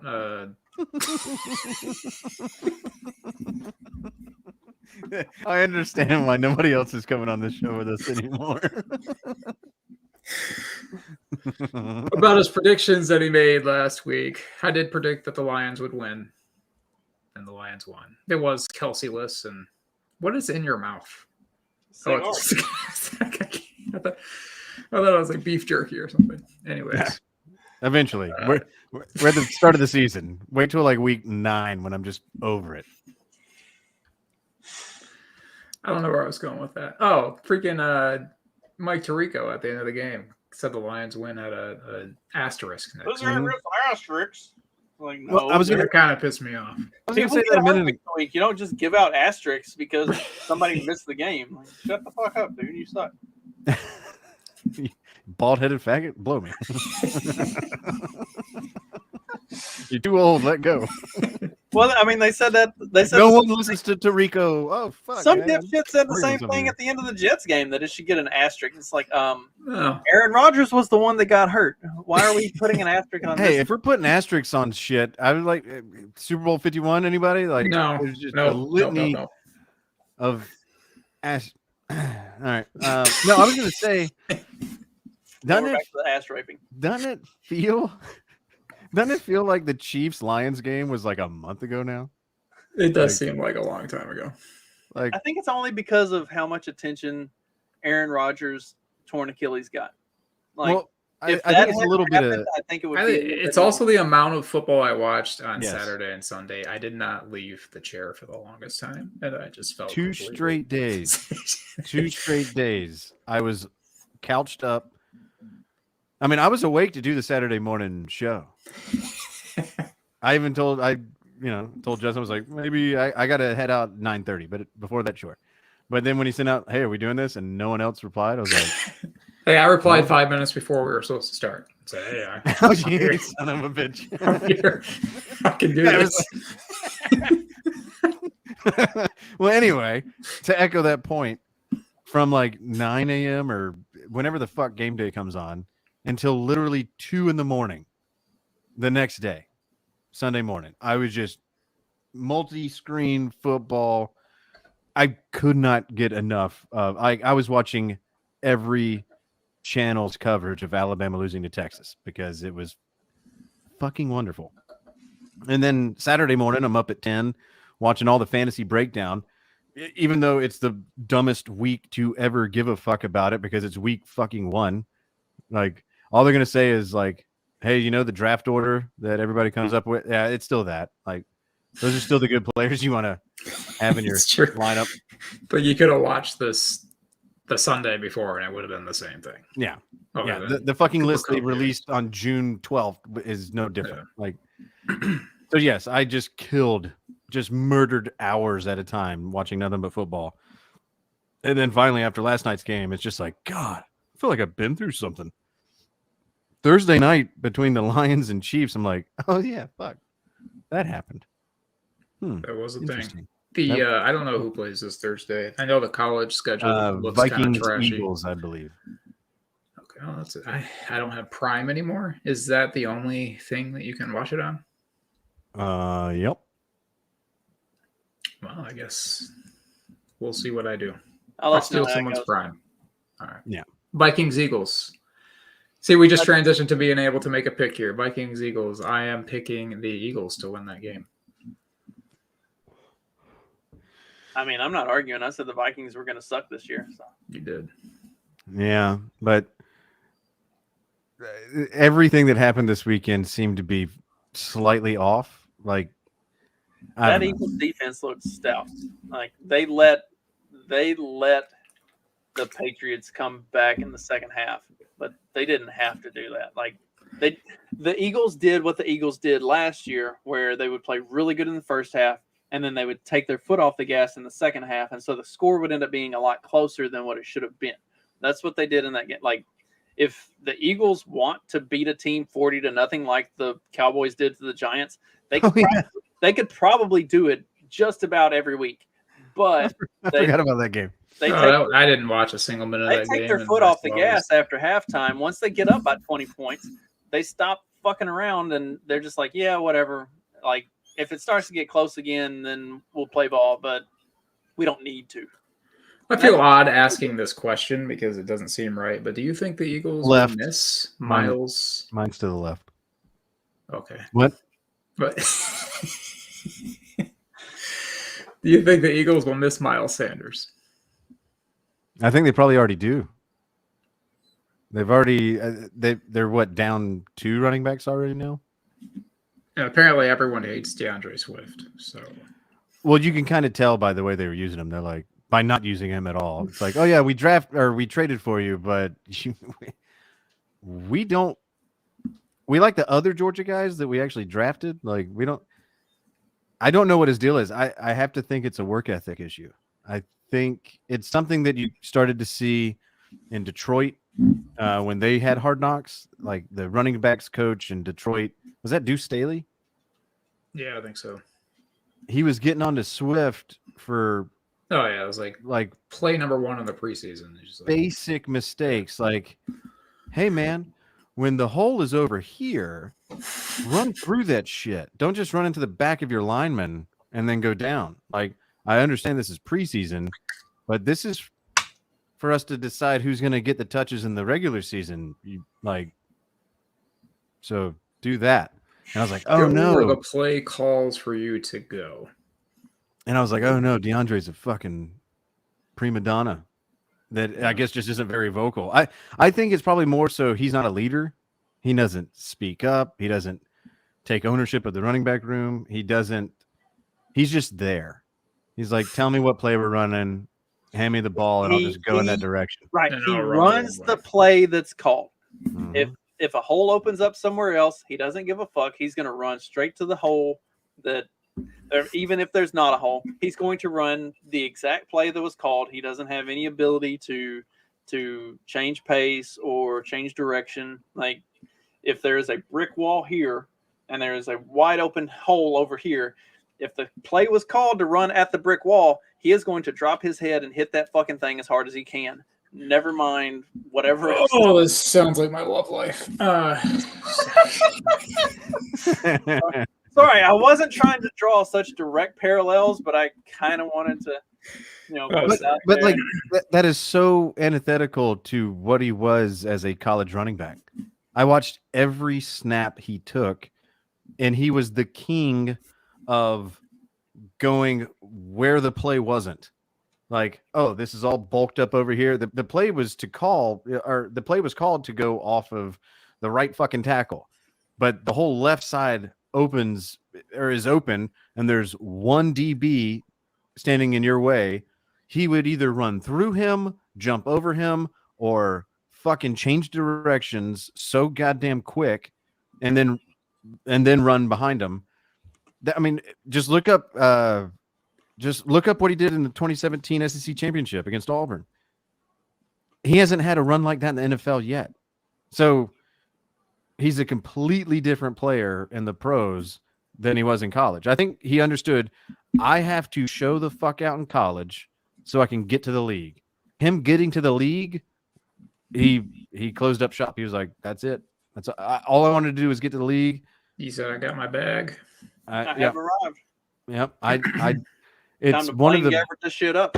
It's one of the bigger letdowns that I've seen because, when you're a fan of a shitty team like the Falcons, you look for other shining lights out there that you can kind of tether your fandom to be like, hey, well, I know I'm familiar with this guy. You know what? He is probably doing this right.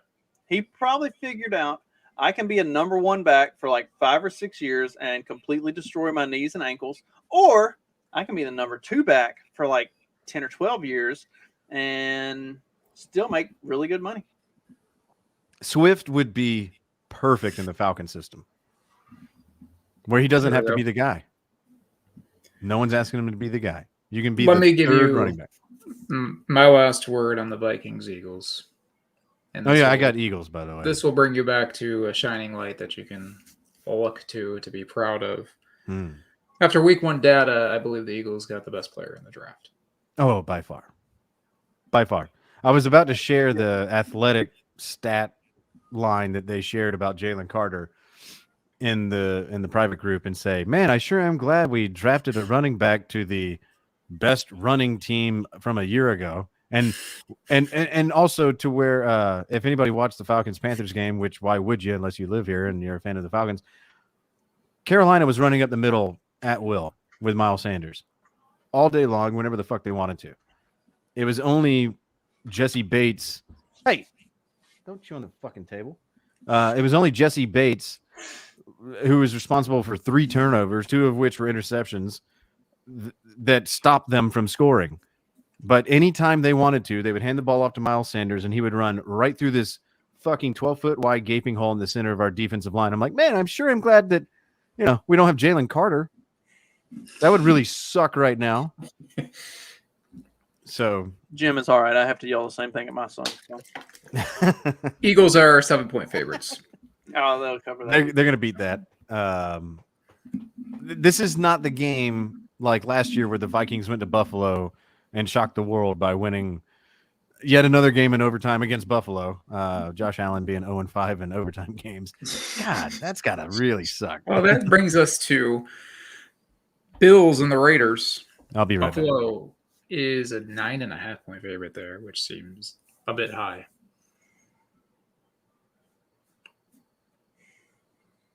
Yes, but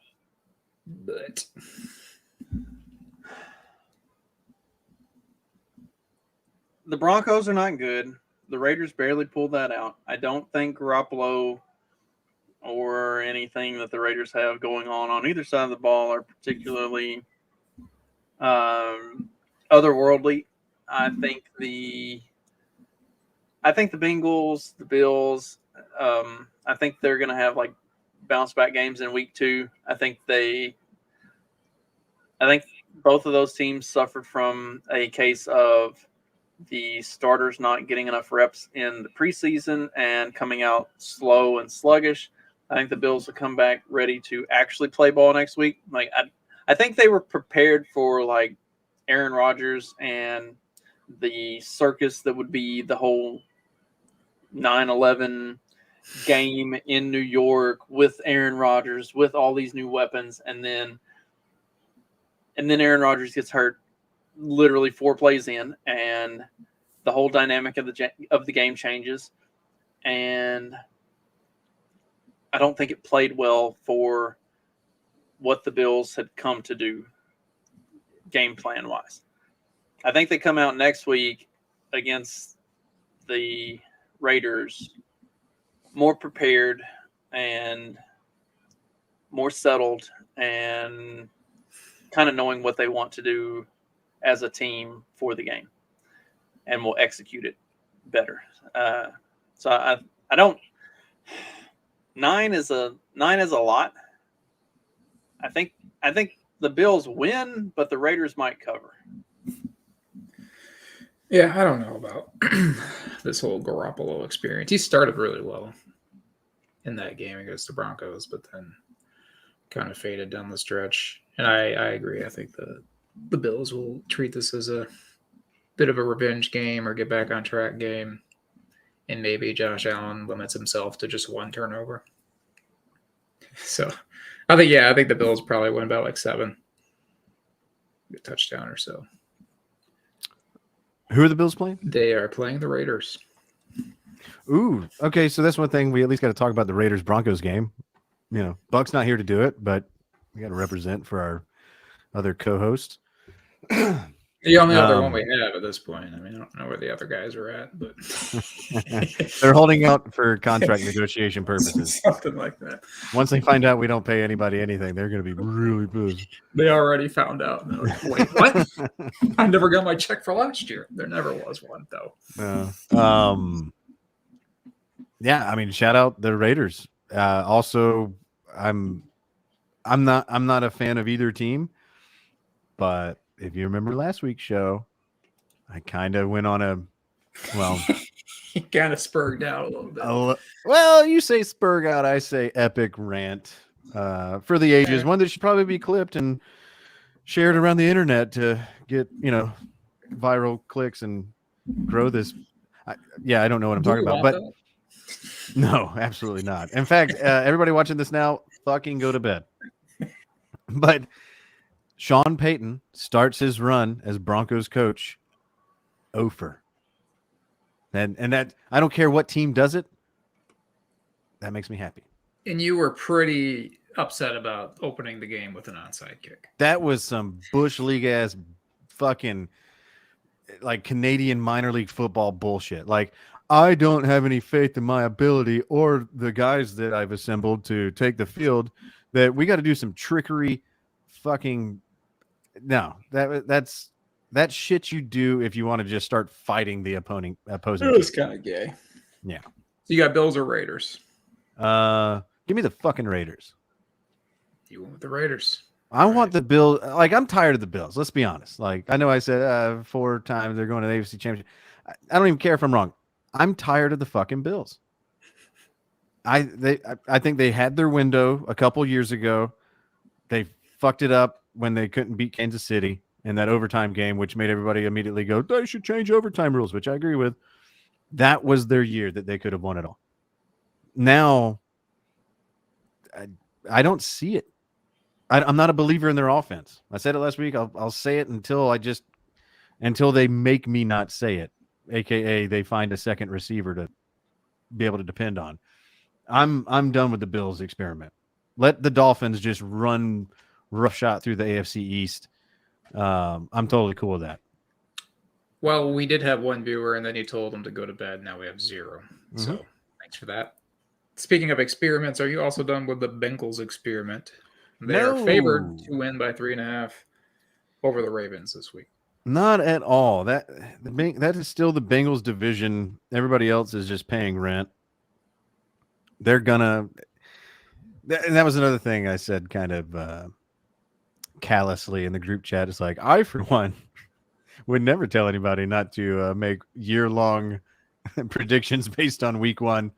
No, the Bengals would be fine. There's no way you're telling me that T. Higgins is going to go the year out with no catches, that Burrow is going to be on his back more than he's going to be throwing touchdown. Like, no, that was an anomaly. I don't know what the fuck that was. The Browns ain't that good and the Bengals aren't that bad. And I don't know if they rebound this week, but they're still going to win that division.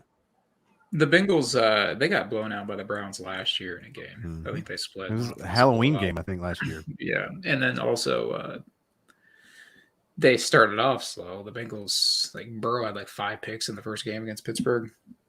I think they bounced back in this game. Lamar didn't look super great in the Ravens victory. Now he lost Dobbins. Apparently they're not going to run Lamar as much until they realize that that's basically how they're going to score points. So that might be down. Kareem Hunt will be a Raven before September's over. We could see that. So I'm going to pick the Bengals.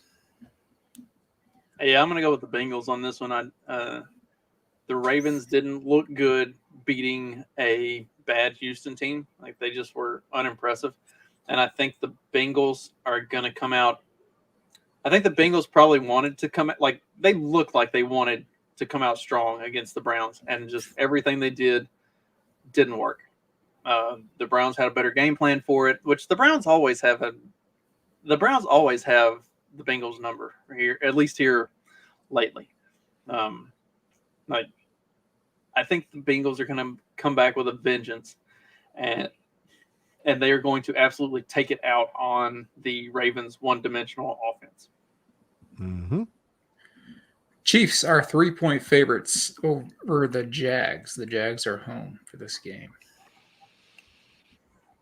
Well, I'll say the Jags did not build up any confidence with their struggle session with the fucking Colts. No. Like, the Colts are a bad team. They are a bad fucking team. And they had no business being within a score of winning that game. Anthony Richardson will get himself hurt if he keeps playing the way that he is. So I'm not too worried about how that's going to end up panning out throughout the rest of the season.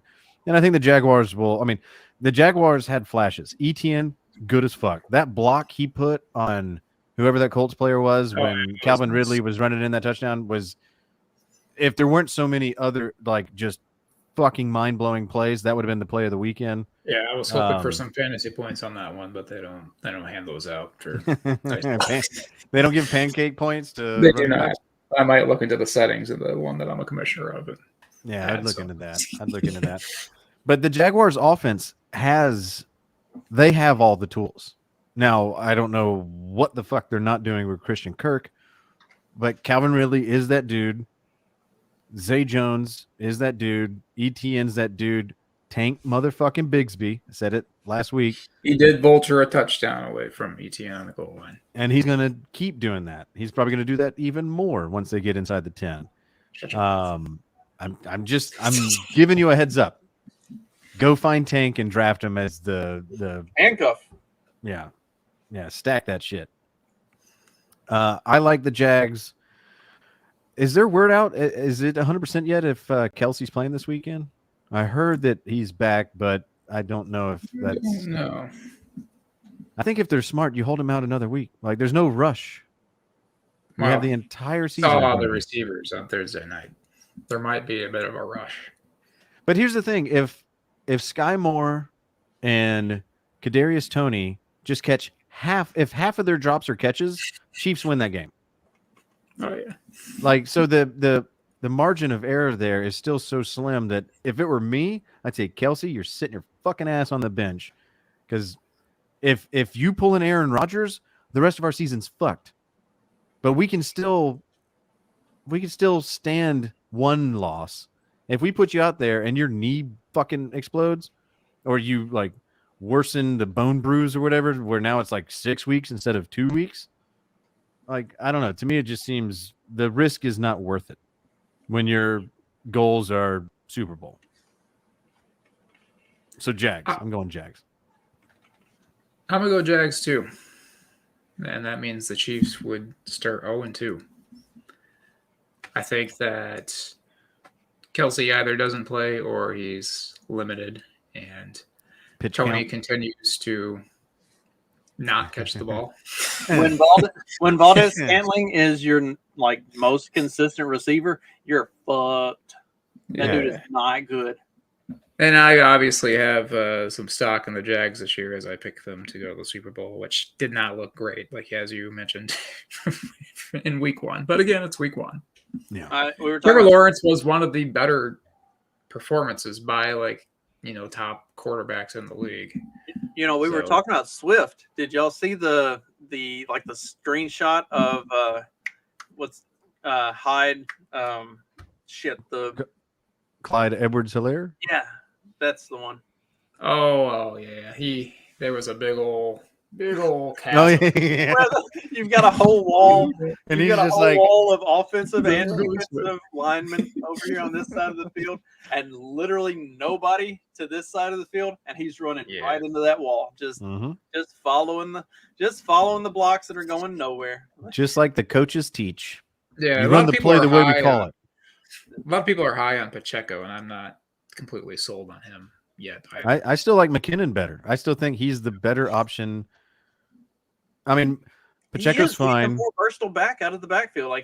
That's what he did when he was with the Vikings. He was the change of pace back that could catch balls out of the backfield and give them more of a I guess like when we were younger, it was like the scat back was what they called it. Like the smaller dude that was quick and could catch balls and like get space quickly. Like he's got that type of playmaker ability, and that's something that plays well for what the Chiefs do. But they're not going to use him like that, and the Jaguars are going to end up winning this game. They should just convert Tony to a running back at this point. He can't catch. Let's give him a shot at a running back. He's a little. You need an off season to pack on some weight for something like that. Hey, I don't know. I'm just trying to help him out. Who's your pick, Justin? I just said the Jaguars. Oh, you picked the Jags too? Dang. You don't even drink. Come on, man. Get it together. My bad. Oh, boy. Bad quarterback play. Chargers and Titans. Not the Chargers, but old Tannehill. It might be Will Levis time real soon. Will Levis will start a game for the Titans before week 5. That sounds right. And did Herbert play well the other day? I mean, it was a shootout. He probably played all right. He did all right. The shocking thing with the Chargers was that they have a 2-headed running back room that both are fucking awesome. Yeah. And Mike Williams breaks down like a fucking shitty rental car. Like almost you could set your fucking watch to it. Did the TCU guy get any play or no? No, not really. They put him in. He did a couple of things, like maybe 2 or 3 catches, but nothing like what Zay Flowers did with the Ravens. Yeah, but Tannehill 16 for 34, 198, and 3 picks. Yeah. Did anybody tell Tannehill that D-Hop is wearing his uniform? Like he's on his team. He can throw it to him instead. Like you can just throw it at him and he'll get it. Hopkins doesn't drop balls. Hopkins actually has 65 yards, but I don't know. If they do make the switch, then Hopkins, even though Tannehill's terrible, Hopkins' production won't be great because I don't see Levis necessarily being a guy who's going to produce fantasy points for his receivers. If they can run the ball consistently, then Will Levis will be good. Mm-hmm. If they cannot move the ball on the ground, Will Levis will absolutely suck. That's going to be where it is. Can that offensive line create enough separation and create enough holes for that running game to move the chains? If they can, Will Levis will deliver the ball to whoever the receivers are that get open. The tight ends. He has the ability to move the ball, but the running game has to be able to move it first. So that is where the impetus is going to be for the Titans is, can you get your running game going once you get Levis in the game? Like, it doesn't matter what they do with Tannehill. Like, Tannehill's not going to move the ball. He's past that point of being a adequate game manager. Like, he's on the wrong end. Will Levis is going to have to be the guy, and it's going to depend on the offensive line and the running game. So I don't have any until I see it. I'm not going to have any confidence in it. So I'm going to pick against the Titans until they can run the ball. Until I see that they can run the ball consistently. Yeah, I think Chargers winning the blowout in this one. Yeah, the Chargers are showing that they actually have a balanced attack. Because if you look at that offense, using 2 running backs and throwing to your best receiver, oh my God, that's what Dallas did the whole time that Mond was calling their plays. So just to me, it's clear as day. The Chargers offense got better because of their scheming. Their defense is good enough to slow down, if not shut down, the Titans offense. Yeah. Not only am I taking the Chargers, but I'll echo what Justin said. I'm picking against the Titans until they play the Texans or the Colts. Here's a fun one. Packers, Falcons. Go at it, fellas. It's in Atlanta.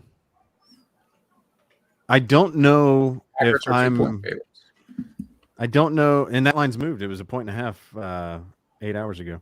I don't know if the Packers are that good or if the Bears are that bad. The Panthers are dog shit, so I don't take a 14-point win at home as like we're on our way, boys. I do like our defense. I don't like our defense against the Packers running game. Unless Aaron Jones's hamstring ends up getting tweaked in practice, I think I'll take the Packers. I was going to pick the Falcons, but now the Falcons guy is picking the Packers, and I'm confused. But I'm going to stick with the Falcons because they're at home, and I still don't believe in Jordan Love, even though I am referring to him in my name. Well, I think the question you got to ask yourself is comparing the Bears secondary, which is fucking horrid, to the Falcons, which is not. The Falcons will end up having a top 10 defense, in my opinion, if they can just figure out how to not let people run up the fucking middle. So I think the Falcons' defense is better than the Bears. So I don't think the Packers are scoring 34 or 36 or whatever they got. But the Falcons' offense, we're a team that's going to run even if we're behind. And the Packers' defense, I think, can shut down the run. So that's the only reason why I'm like, I think the Packers' running game is what's going to put them over. I don't want it to be, but if I'm being like honest, that's how I see it playing out. Right. The Packers had a very balanced running attack last week with Jones, Dillon, and what's the other? There's another guy that's like. Anyway, they had a very balanced running attack. They kept the ball on the ground, moving it. And as they were able to move the ball on the ground, that allowed Jordan Love to be able to run play action and to drop back and hit easy throws. I don't know if he was hitting easy throws because the Bears defense sucks, or if it's because they were running the ball well enough that it kept the Bears defense off balance. But regardless, I don't think the Falcons defense is going to hold up against that running attack the way it's coming at them. And like Jim said, I think the Packers defense is good against the run, or at least they looked like they were good against what the Bears call a running game, which is like Justin Fields scrambling and then trying to pitch it to whoever he can whenever he decides he's not ready to get killed. But I mean, that also plays well because that's kind of the Bijan Robinson coming out of the background or coming out of the backfield style. So they could potentially do well against that. I think it's going to be a tight game, but I do think the Packers will ultimately win. Yeah. The odd thing coming out of week 1 is that I don't think there's that much separation between Fields and Ritter, which I was surprised at having that thought. As far as their production, talent-wise, probably off the charts different, but their playing style, their decision-making is identical. Who would you say is more talented? Fields. Oh, okay. I thought you were talking about Ritter and Love. No. Okay. No. And if I said that, my apologies. Fields. No, you may. I may have misread you. Yeah. They're both athletic quarterbacks. Retarded. Fields has a better arm and is a better natural runner, but you wouldn't know the difference between them if you just watched their decision making. when it comes to the play is going to result on their decision, indistinguishable. They're both poor.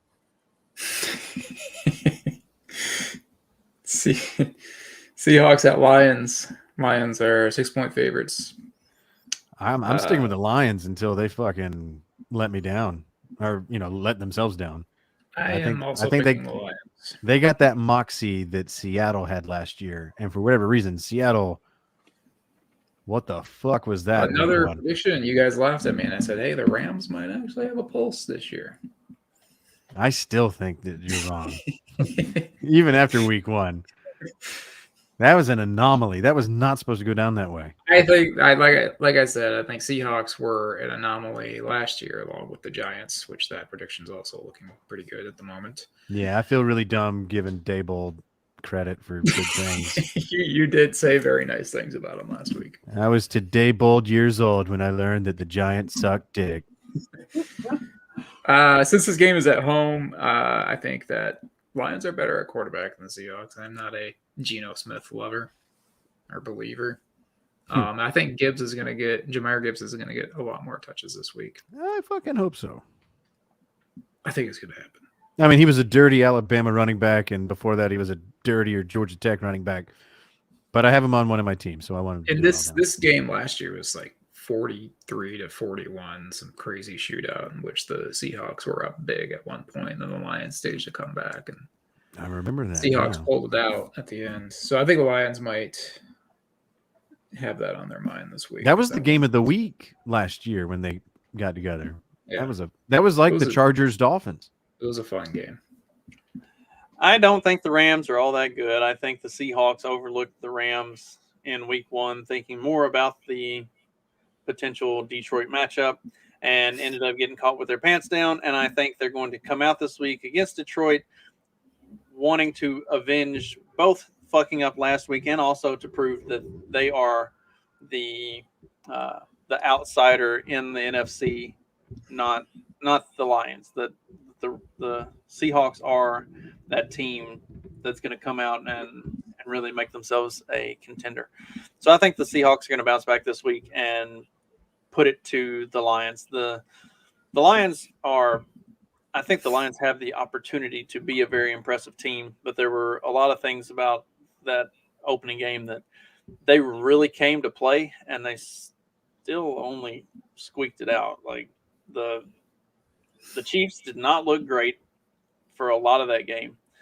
The few opportunities that the Chiefs had where they really kind of put it to them and moved the ball, they moved the ball well and quickly.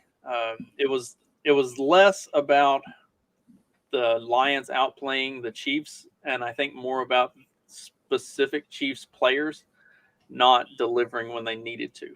And if they had done that, just just catch the balls that the average professional athlete should catch, then that game ends a lot differently. And I don't think the receiving core for Seattle is going to miss those balls with DK Metcalf and Lockett, but they're going to secure those catches and they are going to move the ball. Yeah. Mike Tirico.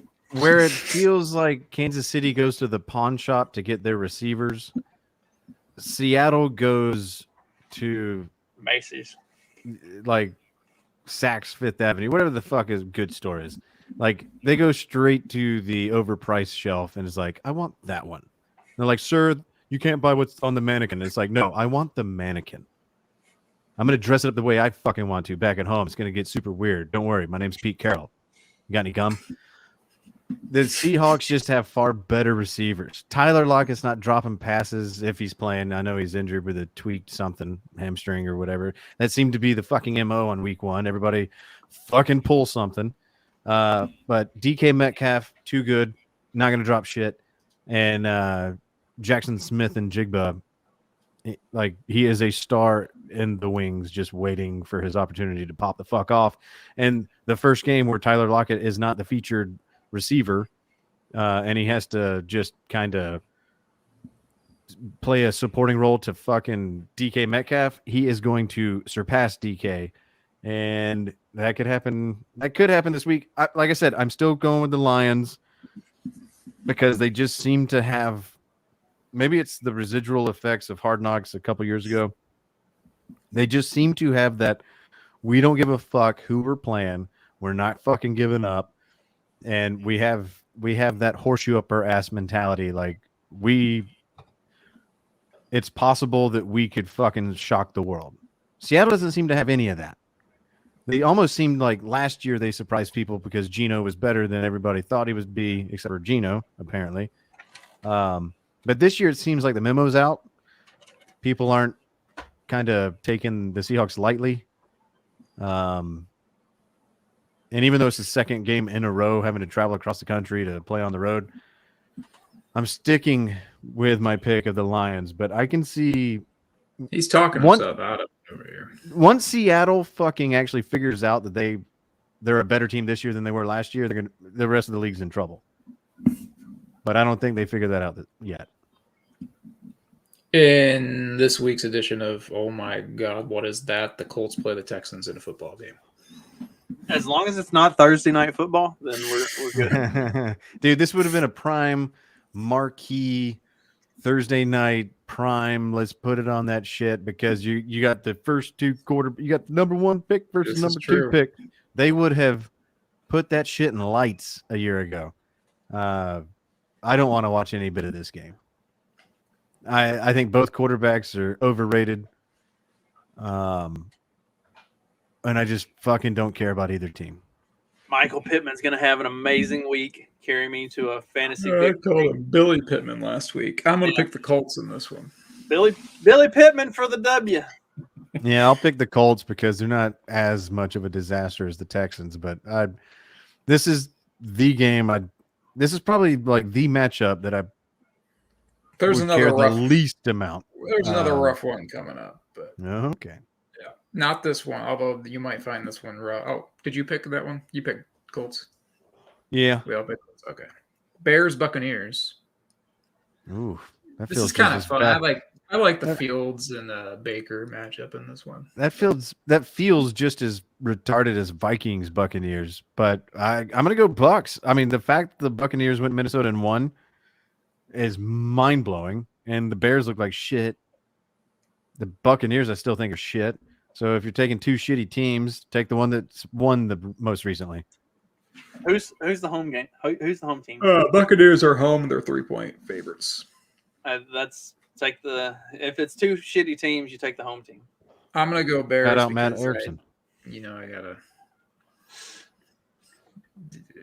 It's still one weekend. Maybe the Bears will live up to their 2 second in the North pick that I made. Probably not though. I also could use some Fields. Wait, are you a Bears fan or a Lions fan? I am a Lions fan.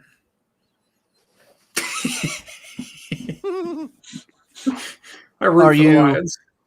Are you sure? All right, here's the other ugly one I was talking about. That wasn't Giants at Cardinals. Oh, Giants. fuck. Really? Giants. That fuckery that happened Sunday night will never happen again. Fuck, that means it's going to happen again, isn't it? Shit. But the Cardinals, the Cowboys, No, you're they right. are not. It's never going to happen again because they had the field goal get blocked and returned for a touchdown, and then the very next series they had another defensive touchdown. Like that's never going to happen again. Like I don't think it had ever happened in NFL history that a team in their first game of the week or of the season scored 2 defensive touchdowns to start a game. Like ever. That never in the history of the NFL had that ever happened. Like you're right, it's not going to happen again. And that completely took the wind out of the sails for the Giants before they even had a chance to get any wind in their sails anyway. Like Because momentum is a tangible fucking thing in football. And the Giants, if anything, I feel bad for the Cardinals because the Giants are probably going to just beat the absolute merciless shit out of the Cardinals because they have to save face. And the Cardinals actually showed up in week 1 and looked like they wanted to play. But how long before the coaching staff and the front office is like, that's not what we're here for. Like, y'all knock it the fuck off. Yeah. Somebody pull a hamstring or something. Like, you're on the IR. Get the fuck out here. Like, you're going to be a healthy scratch, and you're going to be a healthy – like, going back and reviewing film, and, like, anybody that overachieved week 1, healthy scratch in week 2. We ain't doing that. We're not playing Again, I don't think the Giants are that bad. I don't know if the Cowboys are that good. The Cowboys defense is that good. When the Cowboys defense is fully healthy and they're not missing any of their starters, they are in any given week the best defense in the NFL. The Cardinals, Josh Dobbs to Ertz ain't gonna fucking cut it this week against that defense. No, they're gonna get fucking boat raced. I'm gonna go Giants too. The Cardinals are so hapless that Caleb Williams is like, I might come back to college for another year. He's going to Eli Manning the Cardinals and say, I'm not going to that team. I'm not going to that team. I'm good.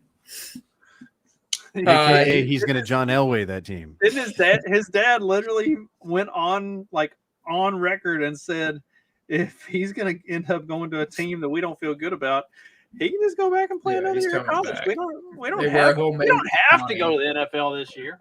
He'll make plenty of money at USC if he comes back for a 3rd year. Fuck y'all. That's what the boosters are for. Yeah. All right. We can talk a little more about the Rams. I'm excited about this game. 49ers at Rams. Matthew Stafford looked like he still has it in him. He also has this thing where he fixates on one receiver, and apparently since Cooper Kupp is gone. His guy is this guy Nakua or whatever. Puka Nakua. Cooper Kupp. Yep. Puka Nuka. 15 targets in that game. It was enough for me to pick him up. I don't know. The Rams. Mark has really high standards for who he'll pick up. Everybody on waivers? How you haven't picked anybody up yet until tomorrow? I looked at my. Sorry, what? You just think you got him. This family league that Justin is in, I don't know how waivers got turned off. But shit! Okay, never mind. It's been a free for all the past couple of days, and hey, Justin, and look in the settings. Turn waivers off in 5 minutes, and don't tell anybody. Now, I turned waivers back on, and then my cousin texted me. He's like, "Well, I just turned the waivers back on immediately after he picked up a defense." I was like, "I didn't realize it was off." And it's a defense. I was like, I'll drop the defense if you don't think that was right. So then I just turned waivers back off, and I was like, all right, I'll just put a poll out there. Fuck it, it's a free-for-all. Let's do it. Did you see the poll? I put the poll in the league, and I was like, hey, just vote if you guys want waivers or don't want waivers. Oh, that's what that message was. See, I didn't pay attention. I saw something popped up, and I was like, do I want to pay attention to this? Really. I'm giving you a chance to participate in democracy.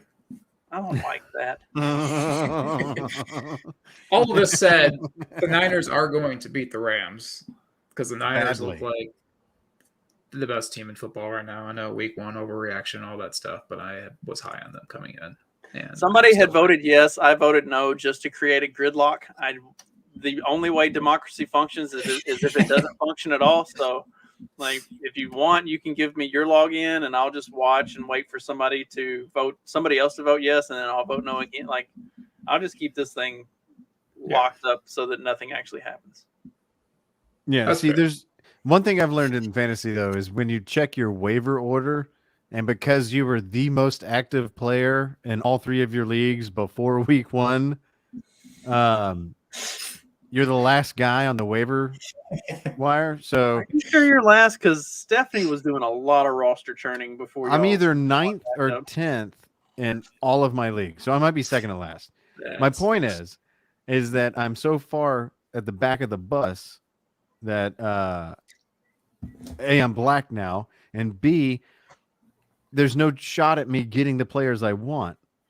And so for me to put in any waiver claim, even if I win it, it's still going to keep me at the back of the fucking bus. So, like, I just have a rule. If I'm waiver spot 6 or higher or further down, I just stay up till 4 a.m. on Wednesday, and I just go sneaky. If I can get in there and get that shit, get my guys while everybody else is fucking snoozing like a bunch of bitches, and then I don't use a waiver pick, and then slowly my waiver order. I just gave away my entire fucking strategy. Now we're all just gonna be up until 4 o'clock on Wednesday, going sneaky. And Man, it sounds really gay when other people say what I say. I assume you're picking the Niners as well, both of you. Yeah, the Rams come back down to earth. They find out that they're going to be in a pretty good spot in the draft next year, unless they've already traded away next year's picks. And the 49ers are going to rampage their way to the NFC Championship again. I really need the I don't Rams. think the Rams have picks again until like No. after the next Trump administration ends. Nice. I like that play. And the funny thing is, the next Trump administration doesn't really end. It just goes to the next guy that he appoints. Anyways, Bring it on. this next I do need the Rams to like at least go 2-2. I am frozen.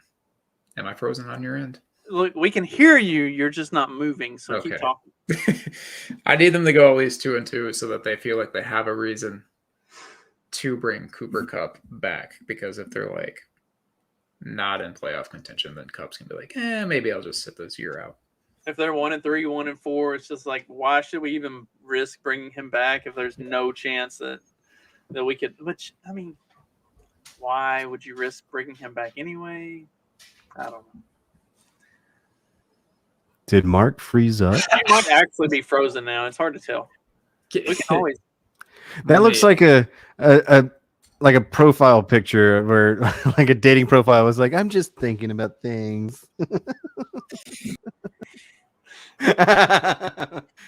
Did you kick him out or did No, I've dropped him out thinking that maybe if I brought him back in, then it would refresh his video. And then I think he removed himself to refresh his video. Like, yeah, that freeze was like, see, now it says device is not connected, which means that he's having some sort of technical difficulty. It won't even let me add him to the stream. yeah, he pulled his internet Achilles. He accidentally ripped his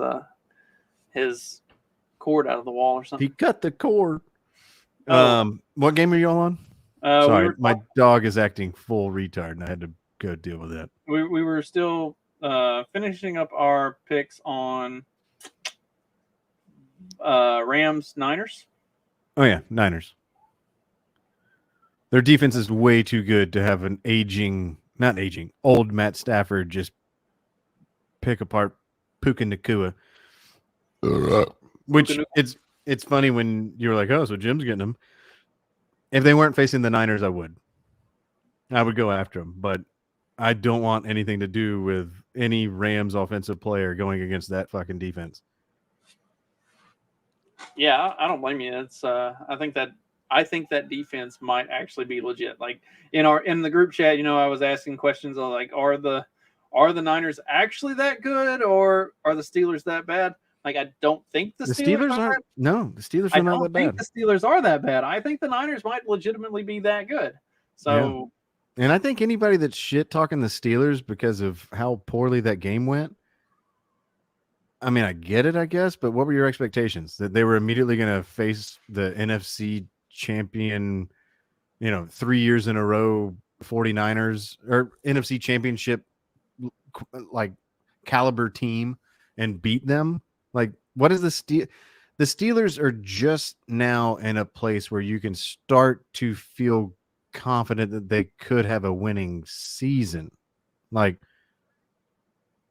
they're not on the same level as the Niners yet. The majority of the league isn't. There's maybe 5 other teams that are on their level or that could compete with them. The Steelers aren't there yet. And for Steelers fans to be all up in arms like, God, Kenny Pickett, small-handed ass, fucking blah, blah. Look, I don't know why everybody's in a love affair with Deontay Johnson. Your best receiver is Pickens, and it was Pickens the day you drafted him. Once they realize, much like LSU, once you realize your best quarterback is on the bench, you'll be a lot better off. Once the Steelers pull their fucking head out of their ass and realize that just handing it off to Najee or throwing it to fucking Deontay Johnson, if you want to be mediocre, keep doing that. Just keep doing that. But if you want to win, utilize Pickens more. You got Freiermuth, who's a badass tight end. Utilize. You also have Darnell Washington that you just drafted. He ain't half bad. He's better than Freiermuth. You'll learn that someday. But I don't understand this mentality that it's not even a mentality. It's almost like a blindness. Like they don't pay attention to what the players did in college, how they were utilized, what their strengths are. It's all about just draft the players. I'm going to bring them into my system, and then I'm going to make them work because my system is just that much better than everybody else's. Like, it's just nothing but like, I got the game of football figured out more than other people. And now here I am just doing solo rants. I don't give a shit. I was just going to go turn the light off in the kitchen on you. Keep talking for like another 7 seconds. It won't take me long. Oh, I got it.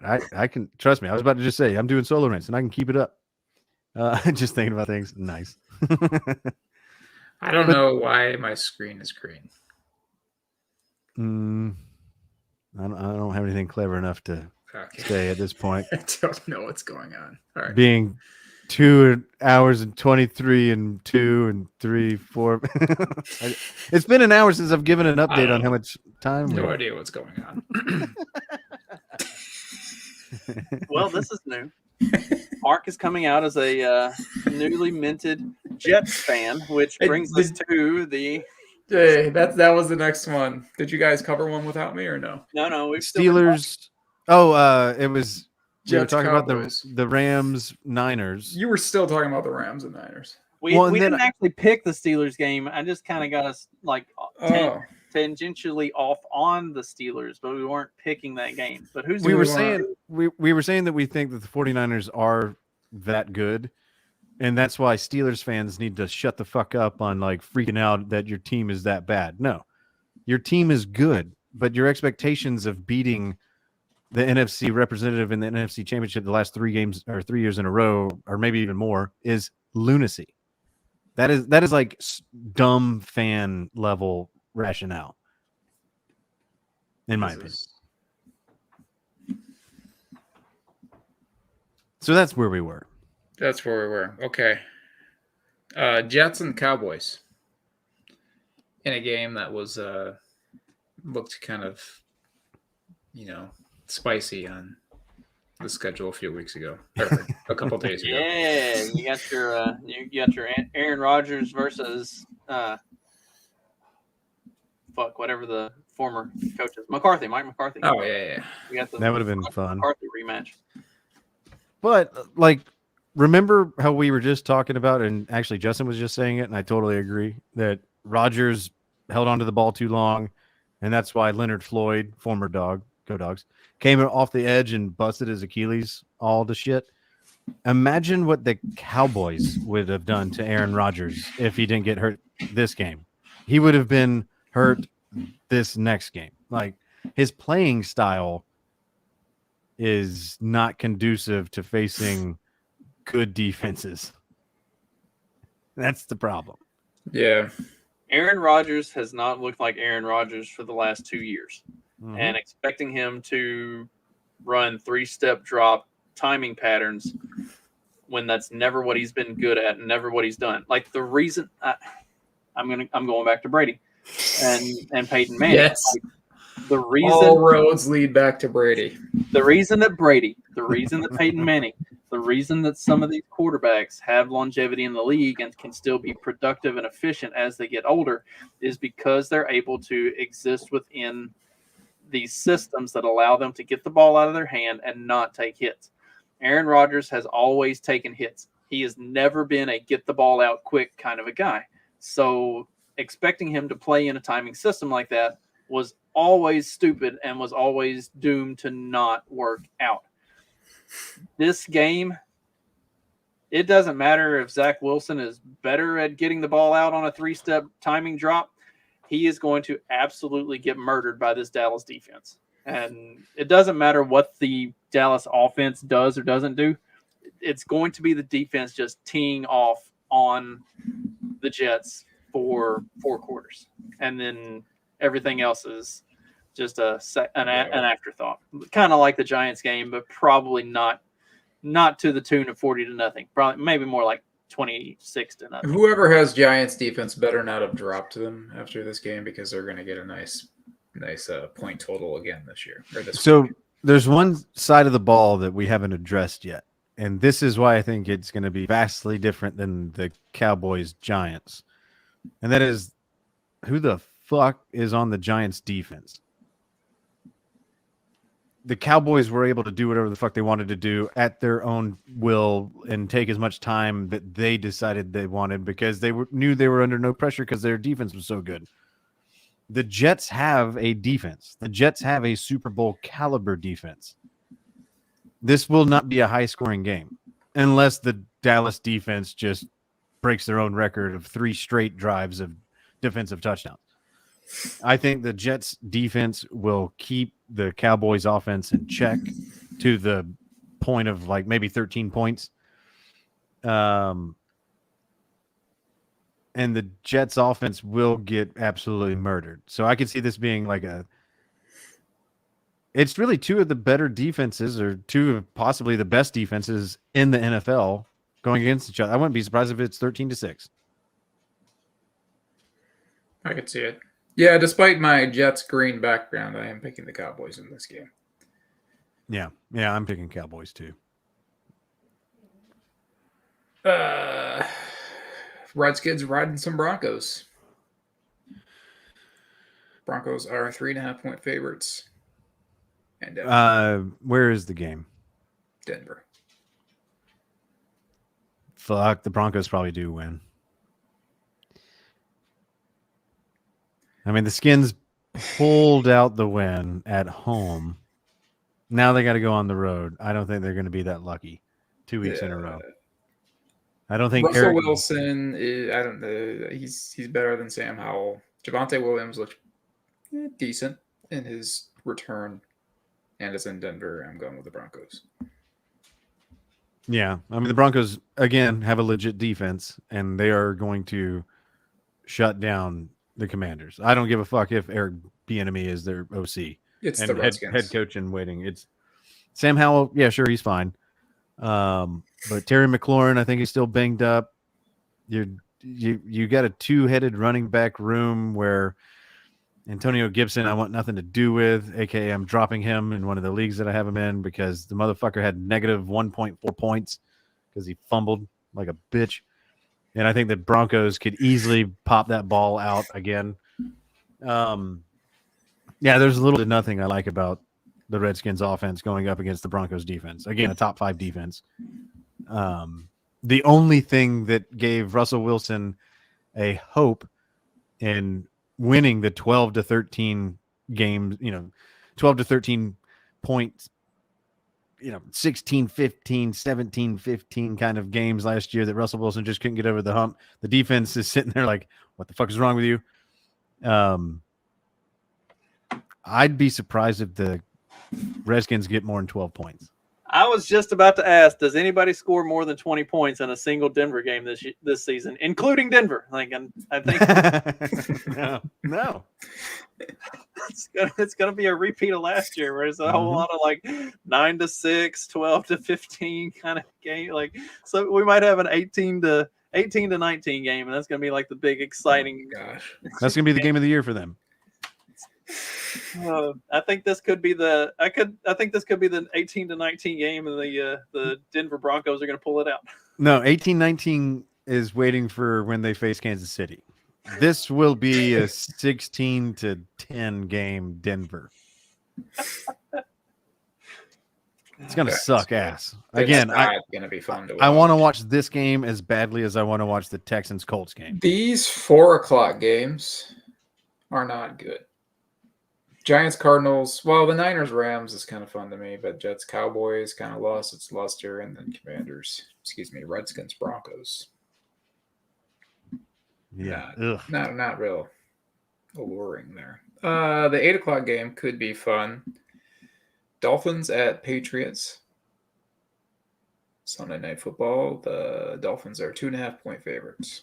See, that's matching up a good against a good as far as good defense versus a good offense and a mediocre defense against a mediocre offense. So at least it's balanced. And I think Dolphins offense will. Justin's like bracing himself for something here. I think the Dolphins offense is good enough to beat even a good defense, because if you throw it 38 times and 17 of those are more than 40-yard fucking bombs to Tyreek Hill, you only need to land 3 of those to get fucking 21 points. I'm going Dolphins. I feel like the line is based on the way the Patriots-Eagles game ended as opposed to the way it started. And like I said, the Eagles did the same thing. That, like, it was the reason that I got suckered into thinking the Eagles weren't that good last year, because I kept watching those games and they kept ending up letting it be close because they just quit fucking playing in the second half. Like, it wasn't that the games were close. It was that once they got to a certain lead, they just stopped. And then they let the other team come back. But they never were at risk of losing. And that's how that Patriots game was in week 1. So I feel like the line, the 2.5-point line with the Dolphins, is because the Patriots made a comeback against the Eagles. But the Patriots were never going to win that game.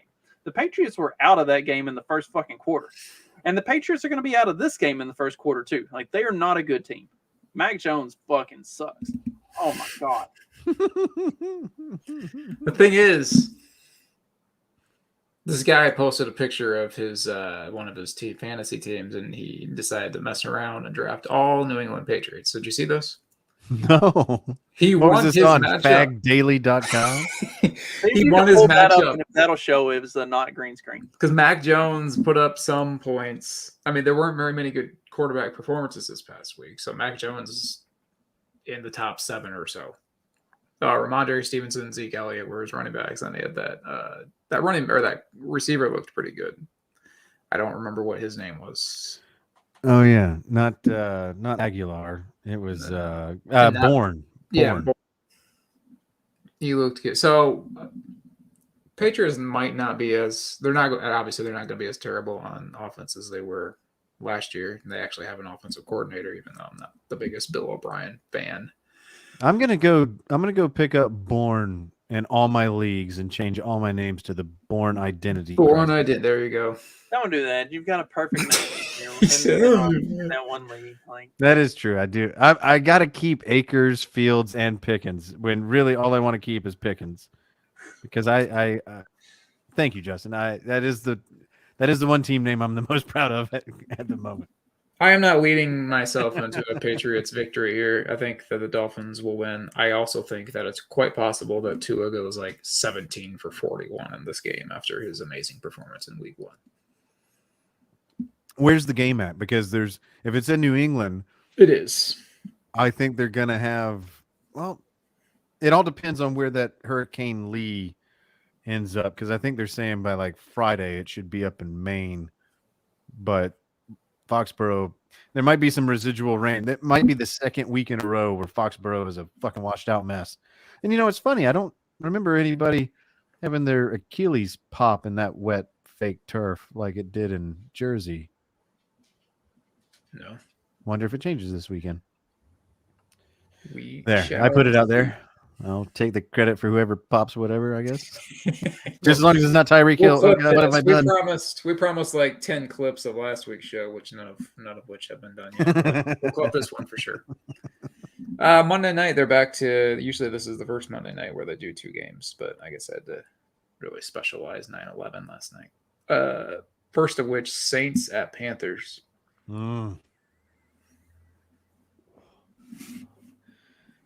I will be boycotting football that evening, or thank God there's 2 games on. Like, I guess I'll just wait 45 minutes and then watch the Browns beat the fuck out of whoever they're playing. But the Saints, Panthers, the Saints defense will do what Atlanta's defense did to the Panthers and Bryce Young and pick them off a shitload and make them turn over the ball, and then the Saints will go down and win. This is, like, to me, the easiest game of the week to pick.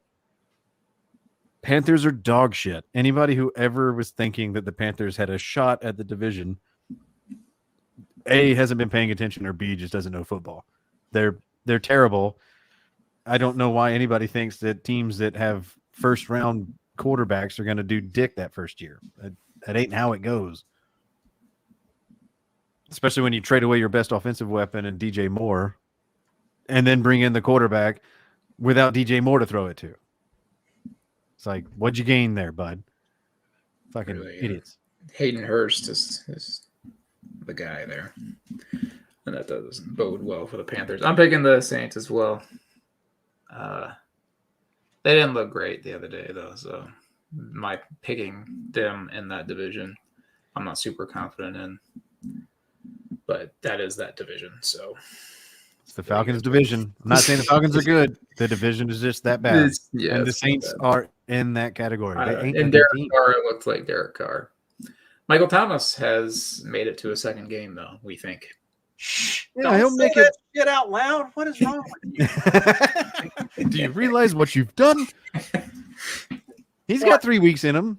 He's gonna tear his hamstring tomorrow just because you said that. Probably. He's gonna tear his hamstring just getting on the flight. Yeah. And he could even be playing at home. I'm just saying, like going upstairs to check his laundry. Like, fucking that hamstring's in danger at all times. He's going to get out of his car to walk into the stadium. Hamstring gone. That's it. Done. He strains too hard taking a shit. Fucking both hammies gone. Gonna have the training staff like pick him up off the toilet and carrying him to the trainer's room. You're oh man, I got something really bad to say. Fuck it, I'll say it. No one's watching. It's 2 hours for it. It's like dealing with a drunk girl in college. It's like, your hands still work, right? Oh my! Back in the 90s, like 20 plus years ago, Sure, it was a different world. You're picking the Saints, right, Justin? I am a Saint. Yes, I don't care if your legs are. I would never take advantage of a drunk college girl. This is a weird. We are never going to do the show with more than just the 3 of us from here at this point out. But Buck and Matt and Phil Buck was our last holdout. Dude, it was fun. Watch this episode and they're gonna be like, "Yeah, I don't want to be associated with anything these guys' names are on." No, Wow. we're on a different. Buck on my show. We're on a different trajectory than those. Brown Steelers. When they've done the double games on Monday night, they usually don't overlap with each other. But one of these games starts at 7:15 and the other at 8:15. It's because they know the first game is going to be over by the time the second game starts. Okay. That makes sense. And that's why. But Which ones do the Mannings do? They're off for a couple weeks. Oh, okay. I think it's 3 weeks until their next game, which I was also surprised by. I thought they did it every Monday, but nope. or at least the first 3 Mondays to start the season off. But We whatever. can do Monday night game. And we can do the Manning corner. He'll do the Oh. Manning. For sure. I will contact ESPN So ASAP. tell them we got this. We got this. If you want just only a minimal amount of racism and anti-Semitism, like hit us up. But we make no guarantees about the college girl rape. That shit's on the table still. Right. These are my negotiating terms. At least our accents are comparable to the Manning brothers. Oh man, it'll be just like the Browns to come off of their high of dominating the Bengals to lose to the Steelers. So I'm picking the Steelers in this one. A whole lot fewer head injuries between the three of us, That's true. unless you count McEnroe. Yeah, but my forehead is just as big as Peyton's. No, I'm going Browns. I think the Steelers, they seem to really be fond of Deontay Johnson, and he's going to be out for a bit. And as much as I would love for this to be the coming out party for both Pickens and Pickett. Pickett's awful. Pickett is terrible. That's fine. But you just throw it anywhere in the vicinity of Pickens, and he's catching that shit in very fantastic ways. And then if I would love for it to be the Darnell Washington, George Pickens, coming out party to where they realize, holy shit, I have a 7+ foot tall fucking tight end that I can also just throw it anywhere around, and he will just fucking one hand grab that shit.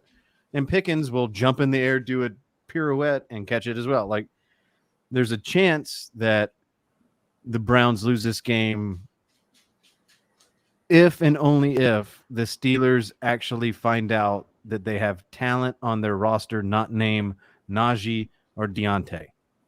If that's the case, the Steelers could win, but I still don't think they will, because I think the Browns defense and running game will just thump them into submission. Yeah, I think that Browns defense might be. I don't know if they're like long-term legit for the whole season, but I feel like they are going to at least come out the first half of the season. Inevitably, every team breaks down. Like, that's the name of the game in the NFL is once people start to break down, then how do you One people die. Same energy there. If he dies, once he dies. people start to break down, then how do you do? And I think with what they have as their initial core, the Browns have a really good defense.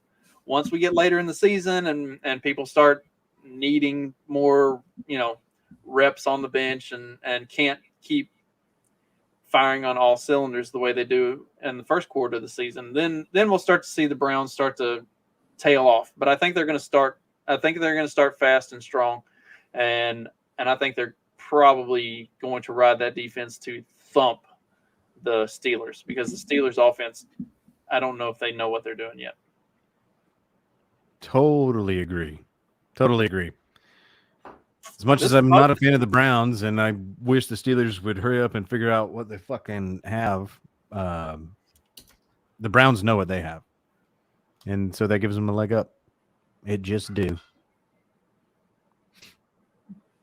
Deshaun Watson was not as unimpressive as he was last year. I don't want to say that he looked good against the Bengals. Like, neither offense looked particularly good in that game, but he didn't look as bad. Like last year, whenever Deshaun Watson started for the Browns, I was like, y'all should have just left this motherfucker on the bench for the rest of the season and kept Jacoby Brissett. Like, what are we doing here? Like, I get Just that you give gave him up a masseuse and keep him limber in case if we need him, but we don't right. Like, fucking I need him. understand you gave up a lot of draft picks and you're paying this dude a lot of money, but you could just leave him on the bench and try to be successful instead of doing whatever the fuck this is.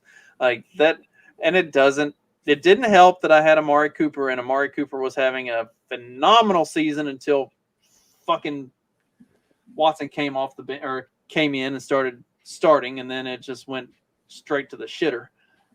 Like, they had a really good rhythm with that offense, and then he fucked that up. He didn't look as out of sorts. He still doesn't look good, but he didn't look as bad. And maybe you can just attribute that to week one. Nobody really looked good. But Well, I think the surprising thing about Deshaun Watson is like everybody has amnesia about him and completely forgets that like 3 years in a row he was a top 5 quarterback, and one of those years he was QB1 on the league, and it's like that didn't just go away because some petite Asian stroked his dick many times against their will. Like she didn't remove his football talent from his penis. Like he still knows how to do football good. Like did we forget that he was really good? Like last year he was very good in 2019. Yeah. 2020 too. Wait, did he play in 2020? Yeah. Yeah, it was 21 and well, fuck, now you're testing my memory and I'm too old for that shit. But from like his rookie year for the first 3 years, he was fucking lights out. And then, a bunch of uppity bitches had to start, yep. And then like, oh, I can't play no more. I get it. What's illegal is illegal. Assault is assault. But we're talking football. We might. no means no, Jim. Huh? No means no, Jim. You just totally down with that. Yeah, it doesn't matter if you're 1 drink in, 12 drinks in. But what I'm saying is that has nothing to do with his ability to play football. And that shit didn't just evaporate because he has legal issues. He does throw it good every now and then. He throws ropes, dude. I'm just saying. Like at least didn't say slings ropes. That would have been whatever. I like to leave it up to the non-audience's imagination. We're just hanging out at this point. I don't give a fuck. Aren't we always? But no, he didn't just get bad because he's got 26. Did Bill Cosby get less funny after he went to prison? Some would argue that that's the funniest thing he's ever done. Is going to prison, not the rape, but there's no getting out of this looking less than like an asshole. You might want. It's up to you, Justin, when you want to end this. This has been a very rape-heavy episode. Deshaun Watson still good at football. Browns over Steelers. Mark, did you pick this game? Yeah, I think I picked the Steelers. Yeah, I picked the Steelers. I believe we picked everything for the week. Thank you all for joining us. Tonight's episode brought to you by Rue Hypno. One of those in her drink and everything goes your way. We might be minus a host again next week because he's finally been removed. Y'all are stuck with me for the next 2 weeks. How y'all feel about that? No, we're getting rid of Magoo. That's it. I mean, if we don't get Buck or Matt or Throwback, we almost have to keep him just so it's not me and a green screen. Literal. You know what? I'm glad that I had my green screen for these last few minutes here. I can't be guilty by association. All right, see you, folks. Oh, I never made an intro or an outro for this, did I? Yeah, well. Hit end. Fuck it. Yeah.